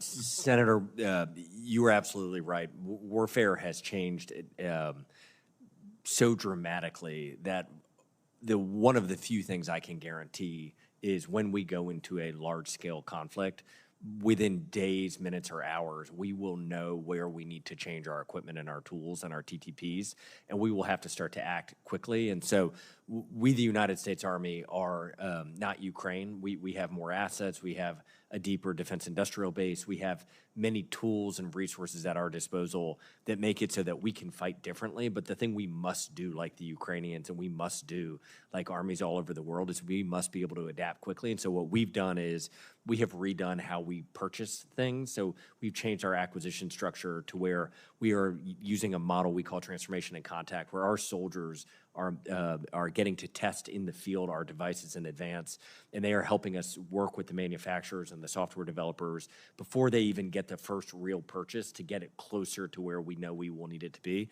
And then the other things that we are doing is we are working with you and all of your colleagues to do things like get statutorily require that we always have our right to repair, that we always have a right to integrate. And what we mean by that is we must have the design files for the parts and the pieces where when we're 6,000 miles from home, we must be able to manufacture those changes, or excuse me, manufacture those pieces ourselves. And then for right to integrate, what we're doing there is we're basically requiring every piece of equipment to be open through an API or an SDK so we can feed data out and feed data in. And what that does is it will stop us from having to swivel chair between 6 to 8 systems, which is what happens right now when you go to SAG-U and see how our Army is interacting with the Ukrainians. We have 6 to 8 systems that we're using. When you engage with the Ukrainians, they basically have 1 or 2 systems at most, and that is what we're doing as Army to get ready. Hey, sir, if I may, one, we appreciate your support on right to repair. It's critical for us. One, our industrial base can't keep up with our enduring systems right now, so we got to have the ability to make our own parts and fix our equipment, and it's going to be demonstratively harder to do that in a Pacific theater, and we got to be able to do this at the edge. You give it to the soldiers, they will fix our stuff immediately fast. Well, I agree, and we'll keep working on it. Second is air defense. So the wars you and I and all of us fought in, we didn't really have to worry about air-to-ground threats from our adversary. However, as we've learned here in the past few years, really since ISIS, with the drone threat, of course, now we're seeing it even more so with our fight against Iran, is our ability to protect ourselves from airborne threats. We've done fantastically well at intercepting threats, whether it be missiles, drones, or otherwise. But we also have a legacy air defense model built largely on active radars and active sensing, and that can present a serious vulnerability for us with a peer-peer fight with China or someone else. What is the Army doing, and what can we do further to develop passive sensing so we're not emitting locations for our air defense forces, and whether that's terrestrial-based or space-based, but what does that look like right now for the Army? Sure. Yes, across the board. I mean, it's a layered defense, and we are going after everything to be able to protect our soldiers and really the joint force. It's what we do as part of the joint force. So whether it's new systems that we're pushing as fast as we can in the CENTCOM to learn how they're being operated and the success that they're having there, or going after space-based, technology to help us to defeat what was going to be a much larger scale of these systems if we're going against a near peer. So yes to everything that you just said we have to go after for our layered defense. And Senator, we're kicking off on Thursday a DCI, Defensive Critical Infrastructure meeting down at Fort Bragg, and we've invited in a host of participants, so power companies, utilities, water, and what we are doing there is we are hoping to build a blueprint for how to defend ourselves both in CONUS and then export those lessons to OCONUS. But things like acoustic passive sensors, if you look at what's happening in Ukraine, they are getting an incredible amount of value out of that, and we are just underinvested in it right now. Thank you. Great. Thanks, gentlemen. Ready to lead the way. Sure, Senator Sheehy. Senator Kane. Thank you, Mr. Chair, and thanks to the witnesses for both the closed setting and this one. Really good information. Secretary Driscoll, I have two topics that I would like to raise with you. Despite a Pentagon budget request that would increase the top line by 50% if you include both components, and despite the fact that that top line increase produces significant and I think well-merited pay raises for our troops, there's no pay raise for the civilian workforce. There's a bonus pool, but there's no guaranteed pay raise for the civilian workforce. About a quarter of the Army, component is civilian. A huge portion of that civilian workforce in the Army and the other branches are veterans. So they've already served in an active capacity, and now they're civilians. And I'm very troubled by the absence of a pay increase proposal in the president's budget. I'm not going to ask you to justify, because I know the way budgets get done. Often we ask for things and somebody else makes the decision. But for those who are paying attention to this hearing, who are part of the civilian workforce or their families, talk to me about the value add that 1/4 of the Army's workforce that civilian provides to our nation's defense. Senator, one of my other major lessons in the last 18 months in the role is how critical, crucial, and patriotic our civilian workers are. To your point, many of them are former service members who have gotten out, but even the ones who aren't, you don't take that job for the pay. You take that job because in the vast majority of instances, you care deeply about our country and you want to contribute as an expert. What we, the Army, have owed our civilians, we've tried to do over the last 8 or 9 months. We've kept a hiring freeze in place longer than most, and we did not do that because we want to overburden the civilian workforce. We did not do that just to be punitive to a process that had grown large and unwieldy. We did that because we wanted to take the time to thoughtfully match our people to our jobs that we needed. We've done that over the last 6 weeks. We are undoing or pulling off the hiring freeze in the vast majority of instances. And what we are cautiously optimistic is that going forward, what civilians should see in their day-to-day is a much more controlled management over their career. And what we hope that leads to is, even if we're not able to give them pay raises today, we should be able to give them paths to grow in their career and their profession to make more money. I hope the committee might tackle this as we're working on the NDAA. Oftentimes, our civilians are just serving side by side with soldiers or other troops. I'm on the board at West Point. You've got, Army profs and assistant profs. You've got civilian profs and assistant profs when they're serving side by side, co-teaching classes and things like that, or serving in any other capacity, and one side is getting a pay raise and the other group is not. That does create some internal challenges. I hope we might deal with it. The only other issue I wanted to ask you, Senator Driscoll, is this. Last year during the hearing, I really focused with you just because it was sort of time critical and tragic, frankly, about staying engaged with the families who lost loved ones in the Flight 5342 crash that claimed the lives of civilians, patriotic soldiers, aviators. I think it's really, really important that we continue to be transparent, but also learn the lessons and improve. And you and I have had some conversations. The Army's already done a number of things to respond to NTSB preliminary reports and your own work, and that's positive. I think we have an opportunity to do more. But there are 3 Army investigations that are still pending about that crash. And I was told when the NTSB issued their report in January that the 3 were likely to come to a resolution sometime soon. My understanding is that's not the case. When will these investigations be done in your best estimation? Sure, the 15-6, I think, is one of the ones you're talking about. That I just received the brief on it yesterday. You and I talked about this in the office call. That moves forward in the process to be able to get it in front of the Army families and then to be able to be, with the Secretary's consent, shared. And that process is moving on. I think that the 18th is of the month is the date that we're hoping to meet the gates. And Senator, just to publicly reaffirm the commitment that I made privately to the families, we will be as transparent as law allows us because we too want to learn as much as we possibly can from this so it doesn't happen again. And I would just encourage, as I close, obviously transparent with the Army families, but I think transparent with all those who lost their lives that day. Again, there may be some legal restrictions, but lawyers usually tell you that there are legal obstacles. There aren't. I say that as a lawyer. And I would just say we really owe it to these families to help them believe that we are doing everything possible to minimize the chance this will ever happen again. And just on behalf of the Army, we wholeheartedly agree. And when I say families, I mean all of the Great, families. thank you. And thank you for that, gentlemen. Senator Cotton. Thank you, gentlemen, for your appearance here and your service to our nation. Arlington National Cemetery is hallowed ground, not just for our Army, but for our entire nation. General LaNeve, I first want to thank the Army and Secretary Driscoll for restoring the caisson detachment at Arlington National Cemetery following the unwise decision in 2023 to pause it. Caisson's participation in military funerals has been a time-honored tradition honoring our nation's heroes and their families. I'm glad we're on track to move beyond limited operations and back to 4 squads performing funerals later this year. General LaNeve, can we get your personal commitment that the Army will continue to prioritize the caisson detachment for years ahead, including the sustained resourcing the unit needs? Yes, sir.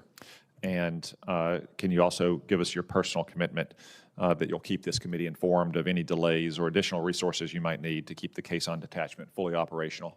Absolutely, sir. Thank you. Secretary Driscoll, Pine Bluff Arsenal, along with the rest of the Army's organic industrial base, is essential to address our munitions crisis. I want to thank you and what the Army has done to make sure that we're fully using the organic industrial base. I'm pleased that the Army and the Arkansas congressional delegation's joint efforts have ensured that Pine Bluff will evolve and expand its mission to meet the needs of our military. The proposed enhanced use lease agreement with Hanwha is one prime example of working with private industry to enhance our organic industrial base. Of course, addressing the munitions needs that have been all on our minds today is going to require an all-of-the-above strategy for both private industry and Army programs of record. Given those demands and need to scale production across all 23 sites, can you tell us what's next in your thinking about how to ensure that installations like the Pine Bluff Arsenal and our other organic industrial base sites receive the government and private investment they need to help solve our munitions crisis? Yes, sir, Senator. The Hanwha investment, I was down with the governor talking to Hanwha a couple weeks ago, and we are incredibly excited and proud of using that as a pathfinder for how we can scale this across the country. The other pathfinder that we're doing is we went out to private industry to see was it possible to do data centers, and so we're excited to have 2 data centers, one in Texas, one in Utah, that we're using to build out the model to flex our might as an Army, where we have millions of acres of land where we can partner with private industry. What our next step was, Senator, is we basically went out with an RFI and we said, our American industry, what would you do on our bases, our arsenals, and our depots? We had 200 submissions last month. We have narrowed them down to about 110 that we could do. I'd say of those 110, 60 are some of the most well-known names in our largest private companies and private investors. Last week, we met with Treasury and we met with OMB.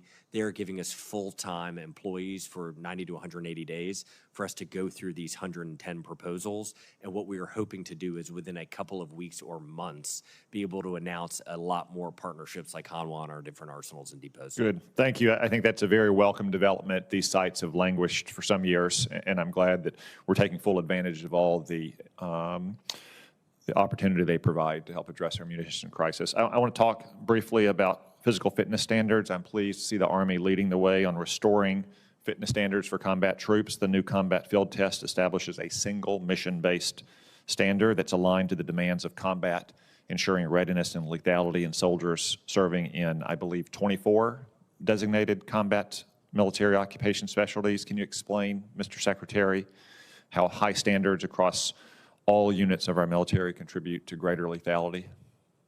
Senator, I think in your experience in combat, certainly General LaNeve, when we've spoken about it, when bullets start to fly, it doesn't matter whether you're a male or a female. It doesn't matter where you grew up. None of that matters. It is the perfect egalitarian system of can you be there for your battle buddy on your right and left?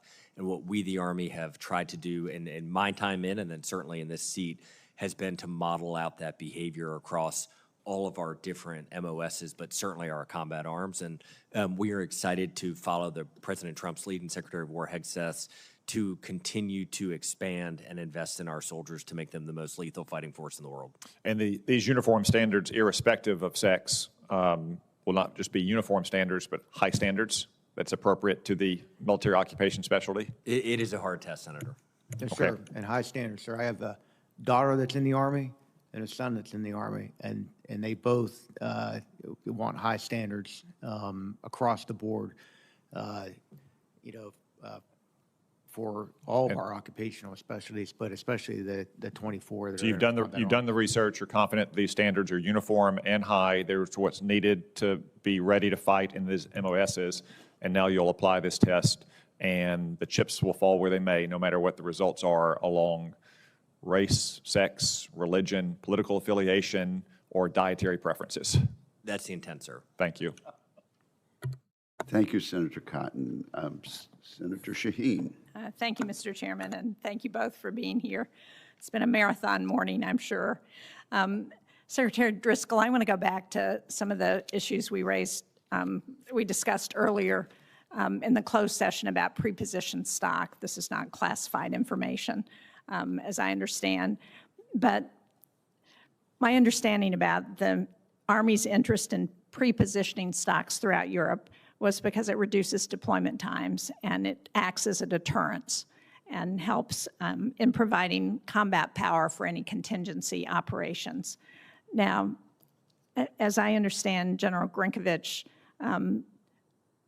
was interested in updating the APS before more troops are removed from his theater from Germany, because he's interested in being able to rapidly assemble 4 Armored Brigade combat teams.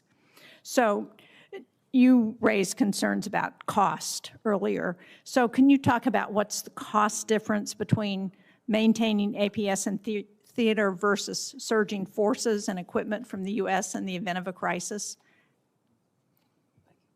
Ma'am, thank you for the question. As we discussed earlier, there's a balance in there too of being able to surge forces to fall in on equipment that is ready and compatible with the equipment there. So APS, while is almost an insurance policy, that equipment stays at a level that at times is not compatible with the equipment that we would bring forward.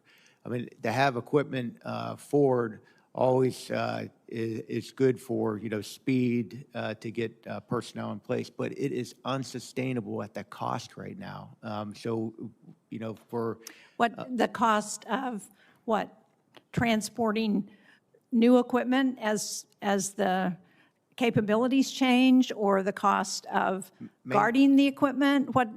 Help us understand what the additional costs are that you're concerned about. Maintaining equipment sets that just sit, and the cost associated with that, it's somewhere around $2 billion+ for that one BCT. And I know that General Grinkovich is looking at different ways to mitigate this cost to help the Army to be able to meet this requirement. As discussed earlier, we'd like to see those, some of those equipment be training sets that we could fall in on and utilize in exercises across Europe when needed. So what would be the deterrent to doing that? Well, it's just a different way to look at the equipment, and that would have to be a discussion between SACEUR and the team. And I know that the Joint Chiefs is looking at this as well, and how our posture is across the world on all of our forward position forces or fleet. So the issue is internal. You all could decide that you're going to use the equipment for training if you decide to do that. Yeah, I think it's a different categorization of it, and then there's a different funding line associated with it. but it's still an internal decision, you're telling ma'am. us. Thank you. Secretary Driscoll, I want to go back to last year when you were helping to negotiate with the administration between Russia and Ukraine when when the administration offered a plan that looked like it had been written by Russia to end the war. And at that time, you suggested that it was important to get a peace deal as quickly as possible because Ukraine was facing defeat on the battlefield.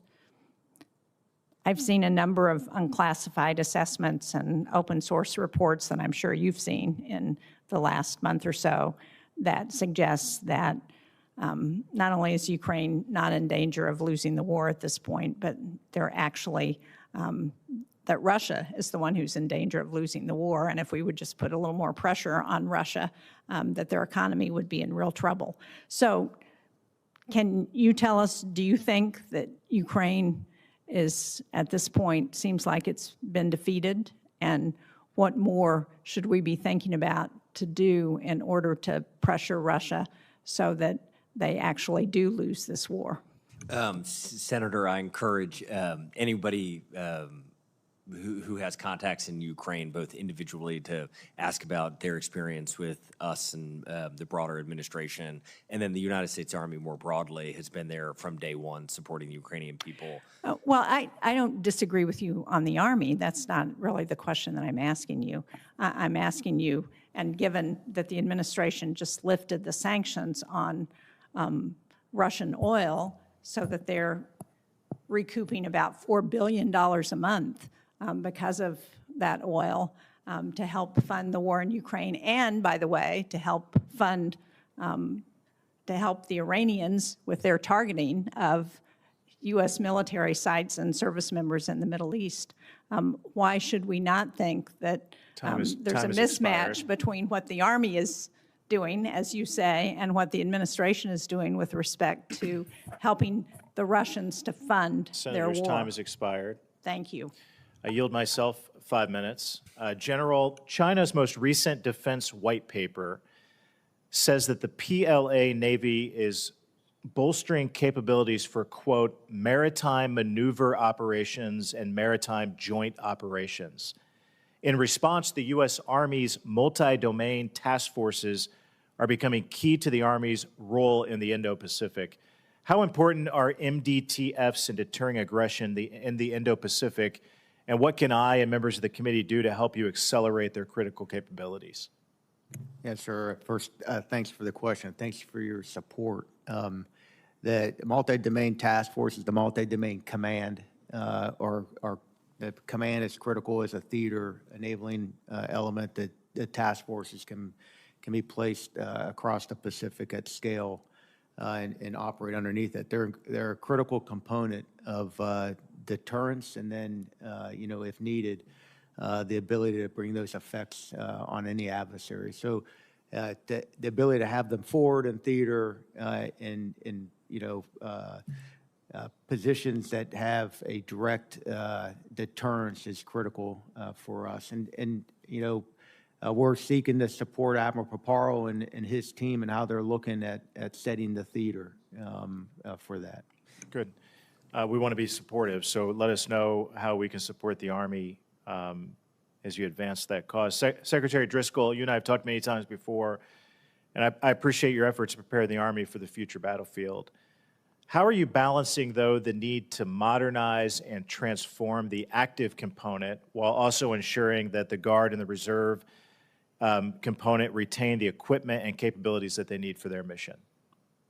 Senator, I think what I appreciate those conversations we've had, and B, the Guard and the Reserve components, when we look at CENTCOM, when you look at the border, when you look at a lot of the missions that the United States Army has undertaken since I've been in the role, the Guard and the Reserve play an incredible role in that.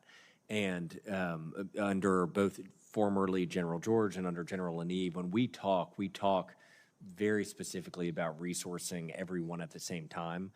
Obviously, with budget constraints, that's not possible to technically do simultaneously, but what we don't want to do is we don't want to model out in how we roll out new equipment to the force this idea that they are anything other than an equal participant and oftentimes carrying the exact same burden when we go to conflict. And so we very explicitly are hoping to upgrade them to things like Next Gen C2 and give them new equipment as we roll it out to the broader force.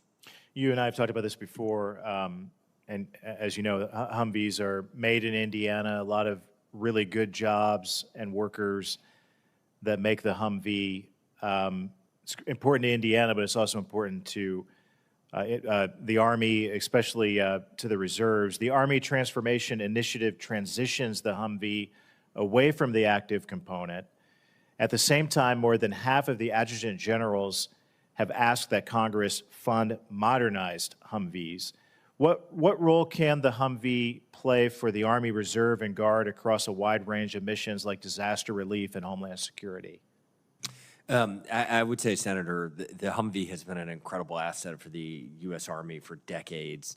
And what we are not trying to say is that it will no longer have a role. We are trying to balance that out with other assets. But there are all sorts of things. One of the vehicles that we were able to make autonomously driven was a Humvee. Because it's drive-by-wire, just like the ISV, you can upgrade these things very quickly and use them for all sorts of purposes that if you were thinking about a non-autonomous vehicle, that constrains its use case in a way that once you're able to do all of these things with open architecture systems, the Humvee is going to be able to help us on the border. It's going to be able to help us with natural disasters. It's going to be able to help us in a lot of theaters where it may still have a lot of relevance, even if it's not the one-stop solution anymore. Can you give us a quick update with the last 40 seconds I have left on how the transition's going? Which transition, sorry? Just overall, the overall Army Transformation Initiative. Got it. Just give us a progress report. Yes, sir. So we are about 1 year in right now. It was May of last year when we did it. I try to look for leading indicators that it's actually working. I think the first one is if you, and I invite anyone on the committee, to actually go talk to soldiers. I think that they would say right now feels very different. The Army feels like it's moving quickly. I think if you look at what we're doing with our data on our business systems side, or if you look at where we're doing this Operation Jailbreak, but it's been occurring before, those are all good. If you look at the new M1E3, the Flora, the different systems that we are procuring there are all open architecture, and these are the types of platforms and assets that can change in the future in a way that we just historically have not thought about it. My time has expired. Thank you, Senator Banks. Senator Senator Kelly, I'm sorry. Thank you, Mr. Chairman. Gentlemen, thank you for being here today. Secretary Driscoll, the electronic proving ground, it's near Fort Huachuca, provides a very unique electronic warfare testing capability, largely because it has very favorable geography, protected airspace surrounded on all sides by terrain. And because of that, we've got an ability there to conduct very aggressive electronic warfare and jamming tests with minimal interference that goes beyond the area. This is the kind of testing we need to understand how our systems would perform if we were up against near-peer adversaries. And that's why I've been kind of frustrated by the Army's lack of communication regarding changes that are already underway at EPG. We've tried to engage with the Army multiple times. My office has learned about staffing reductions and mission impacts after they've happened, even though we're trying to communicate with the leadership. So we're trying to proactively engage, but we're not getting the response that we would normally expect. And it's one of the Army's premier facilities for EW and spectrum operations. So when the Army reduces capacity there without clearly articulating some kind of long-range plan, it raises real questions about how these decisions align with the Army's stated priorities with regards to modernization. So I'd just like a commitment from you if we could work with your office to try to, figure out what's going on and make sure that the decisions we are making are in the best interest of the Army. Senator, absolutely. And just to go back a step, one of the things we've tried to model out in the last 18 months is ultra responsiveness, ultra transparency, ultra clarity, both to the private sector, to our larger defense partners, through the primes and the smaller mids, and then also to all of you. And so I apologize that we haven't been faster and more clear, but we will remedy that. All right. Thank you. And then on another subject, I'm a bit concerned about the Army's direction here on aviation. You know, this year you're spending $4 billion. Next year you're requesting half of that. Your requests includes 0 AH-64 Apaches, 0 Chinook Block 2s, and 1 UH-60 Black Hawk. And while I understand the intent of the Army Transformation Initiative, I'm also concerned that we're divesting in some capabilities that fill a critical requirement. We talked a little bit about this, General, about learning the correct lesson from the former conflict, and we've got to be really careful here. And we don't have a validated replacement for these systems. A reasonable path forward, I think, would be to sustain Army aircraft we have and use their capacity until we integrate new technologies. But instead, we're facing a budget request that leaves Congress no assurances that the Army, and especially the National Guard, will not suffer from a significant capability gap in its ability to move people and weapons, cargo, but also put, fire, downrange, especially with regards to the Apache. It's also I'm concerned that we might be repeating a mistake that we saw with the Air Force and the A-10, where the service spent years arguing it could retire the platform, only to realize that there's a critical mission need and nothing to fill it, and then suddenly, with extra costs now, extend the aircraft's life after the industrial capacity and its sustainment challenges have gotten worse. Once production lines and suppliers and workforce capacity disappear, rebuilding them can be rather costly and time-consuming. And this budget, I think, threatens the health of the defense industrial base in that regard. Industry has been very clear that foreign sales on these systems are not enough to sustain the production lines past maybe the early 2030s. We've also been hearing from some small businesses. I heard one that says, hey, the writing is on the wall here, and it wants to get out of the business of supporting Army helicopters. So that could be something you're going to have to deal with. But,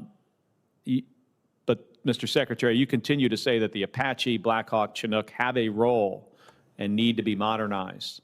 But the budget doesn't actually get us there. So can you explain, I know I'm over my time here, how do we do this and sustain these systems under this existing budget request? You can supplement your answer on the record also, but go ahead and try to answer briefly. Absolutely, Senator. So our intent, and we've, as you rightly pointed out, tried to say on the record a number of times, excuse me, these systems will be in the Army's life for a very long time. What we are trying to do is get out in advance of the number that we will have at total as we start to bring on things like Flora. What does that ideal balance look like? And so that's what you see reflected in the current budget. I think we are optimistic that FMS will make up a lot of the cases to keep these lines on. Sorry. But still in the budget, right now, 1 Black Hawk, 0 Apache, 0 Chinook. And the FMS thing, from as my office has looked into this, it just doesn't seem like enough to sustain the helicopter industrial base. So thank you. I'm sorry I'm over my time. Thank you for that observation, Senator. Senator Slotkin, I'm sure you are as delighted as I am that Senator Rosen has appeared. Senator Rosen, you're recognized for 5 minutes. Thank you, Chairman Wicker, for holding this hearing. Sorry, Senator Slotkin. Anyway, thank you, Secretary Driscoll, General LaNeve, for testifying today for the classified briefing, which was terrific. I appreciate your service. I want to talk a little bit about duty status reform because as evidenced in recent operations, the National Guard has evolved from a strategic reserve into a consistently operational force. The reserve components are now relied upon at unprecedented pace for overseas deployment and state emergency activations, often with a disparity of entitlements depending on their duty status. Reserve component soldiers experience the bureaucratic inequities of no fewer than 29 different and cumbersome duty statuses, which prevent them from receiving the same pay and benefits as their active duty counterparts performing the same duties. So, Secretary Driscoll, there is a DoD legislative proposal to fix this issue that OMB has not yet cleared for Congress to consider. And this is really hurting our Guard. And so in the meantime, what specific initiatives is the Army considering to modernize and consolidate these duty statuses? Number one, you're going to reduce administrative burden, you're going to improve pay and benefits continuity, and better support our Guard and Reserve soldiers. And how are you going to support duty status reform? It is critical for retention, taking care of our Guard and Reserve, and retention of our Guard and Reserve. Yeah, ma'am, first off, Yeah. thanks for recognizing the incredible commitment and impact that all of the components, but especially our Reserve and Guard, are playing right now across the globe. We are taking a look at this. We're tied in with the department as they're looking at this broadly as a entire department, not just an Army alone in it.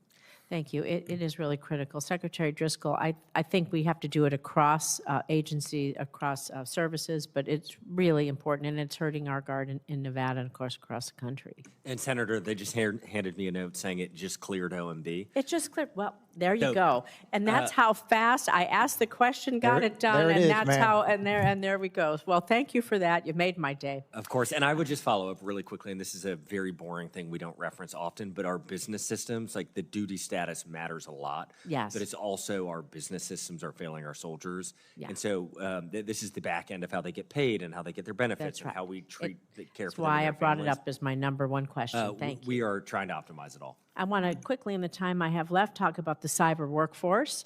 The FY24 NDAA included my bipartisan legislation authorizing the Army to create a civilian cybersecurity reserve to provide cybercom with qualified civilian personnel for surge capacity, ensuring the U.S. government has the cyber talent needed to respond to malicious activity and secure DoD's information and systems. I'm the ranking member on Cyber Security Committee here.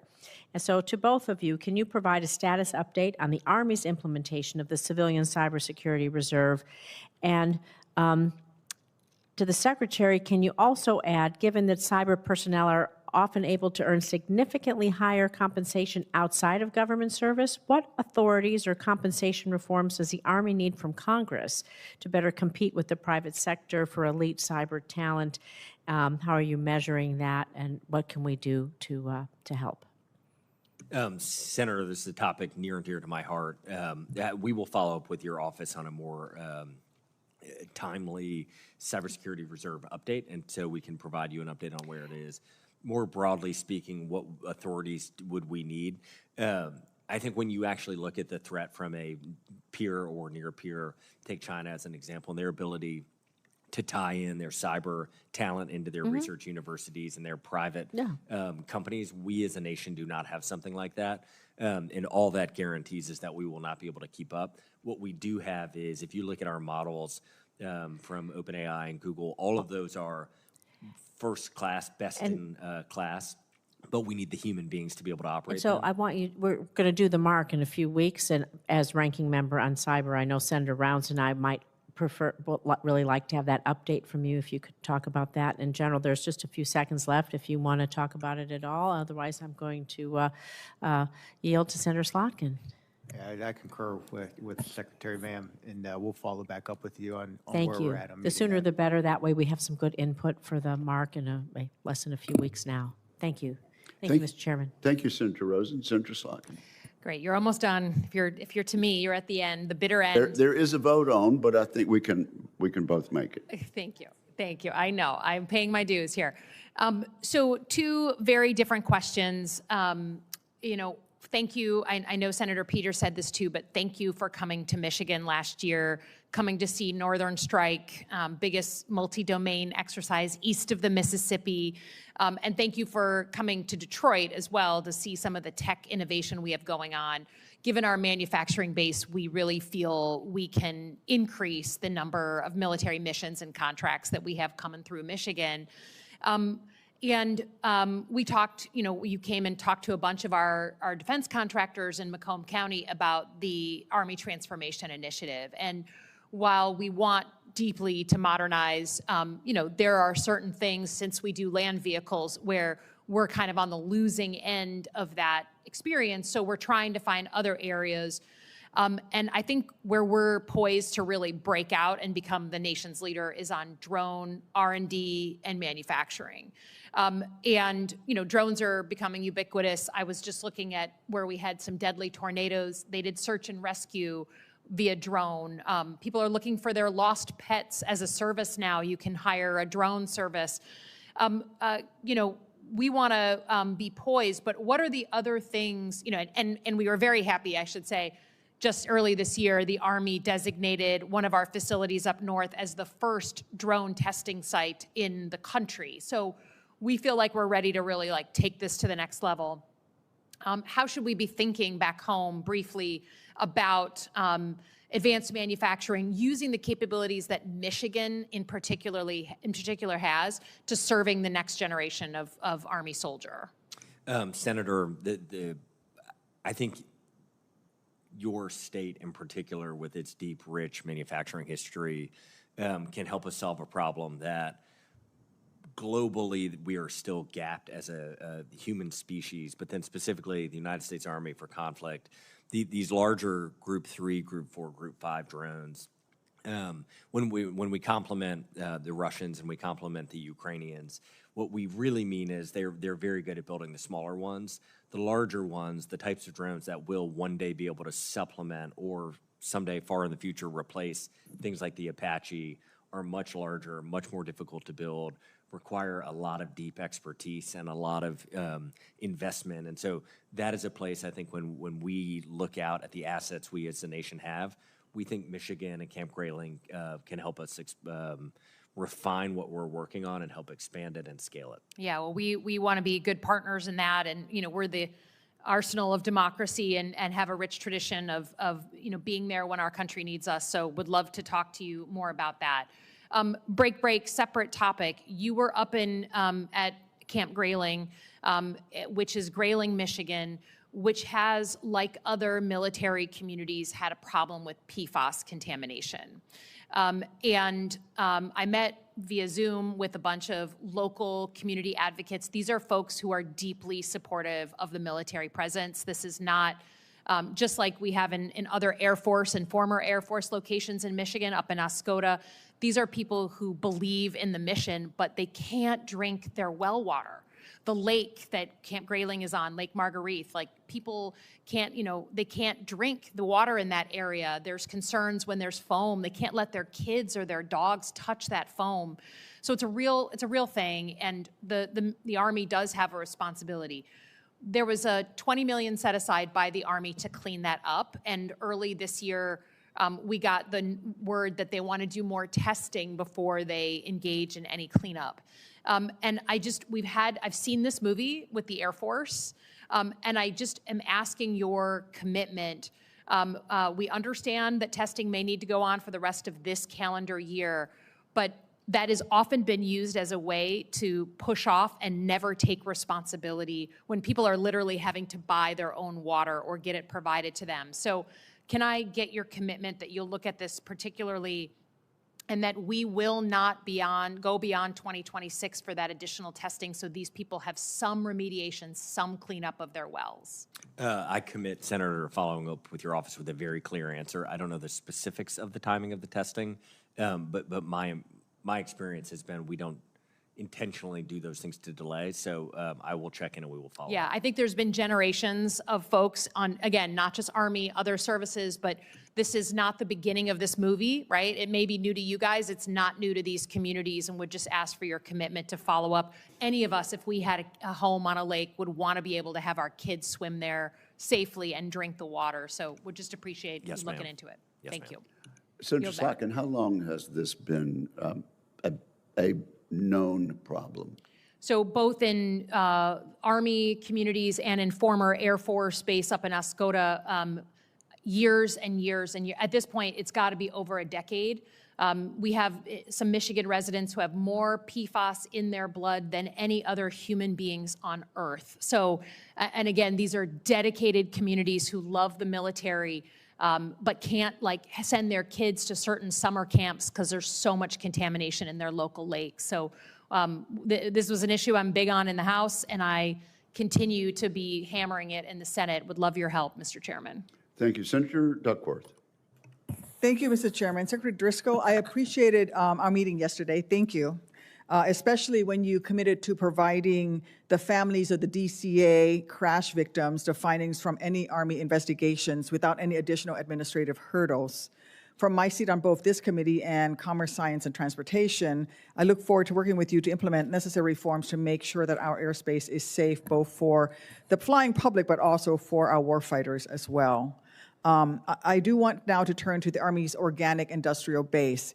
In my state, Rock Island Arsenal is home to critical manufacturing of munitions and equipment. The Joint Munitions Command, which delivers munitions to the battlefield, and the Army Sustainment Command, which drives the Army's logistics enterprise, to name only a few of the arsenal's critical functions.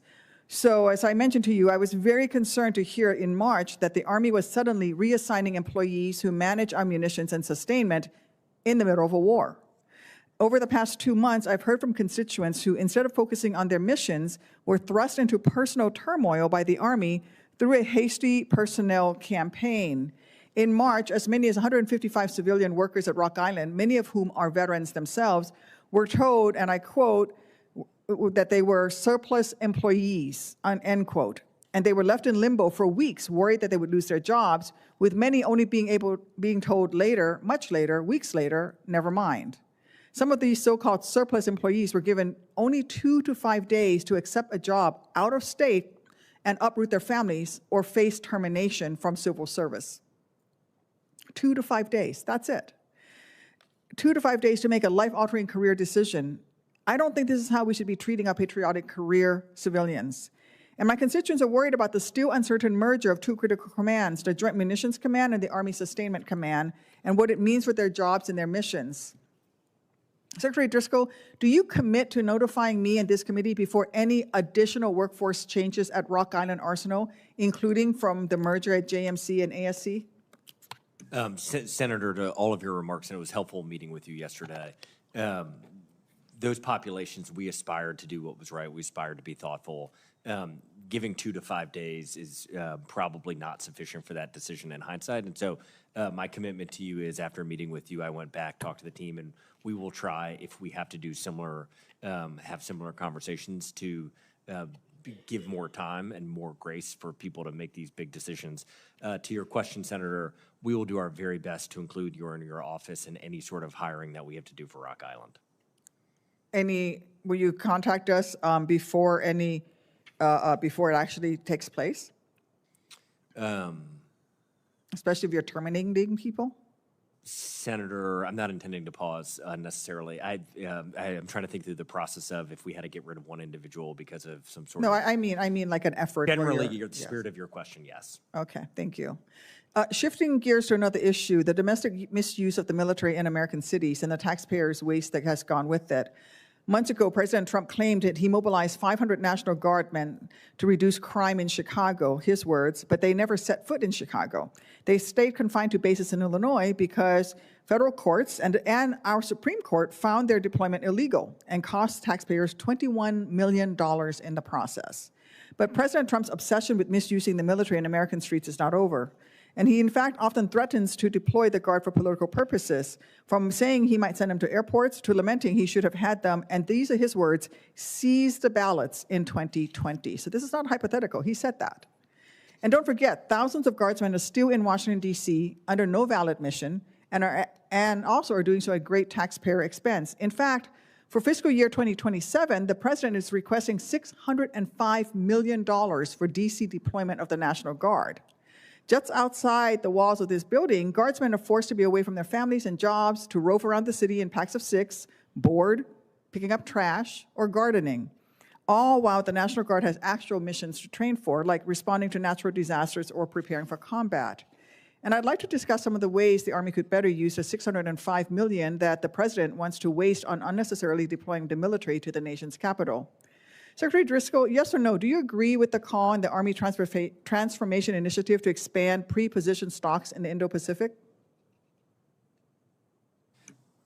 Yes. Well, for $605 million, the Army could fund 11 times the pre-positioned stocks for repair parts and supplies in Japan and Korea than it had last year. That's what $605 million could pay for. I'll give you another example. Yes or no, do you agree that soldiers and their families deserve access to affordable health care? Yes. For $605 million for that DC deployment, the Army could provide 15,125 military families IVF treatments. Instead of misusing the guard to stoke his ego, President Trump could keep his campaign promise, and I quote, these are his words, he wants to pay for all costs associated with IVF treatments for our heroes. I urge Congress to invest these funds where it really matters. Thank you. Thank you, Senator Duckworth. I'd like to thank our witnesses for their testimony. 20 members have been able to ask questions during this open hearing. For the information of members, questions for the record will be due to the committee within 2 business days of the conclusion of this hearing, which is right now. We are adjourned.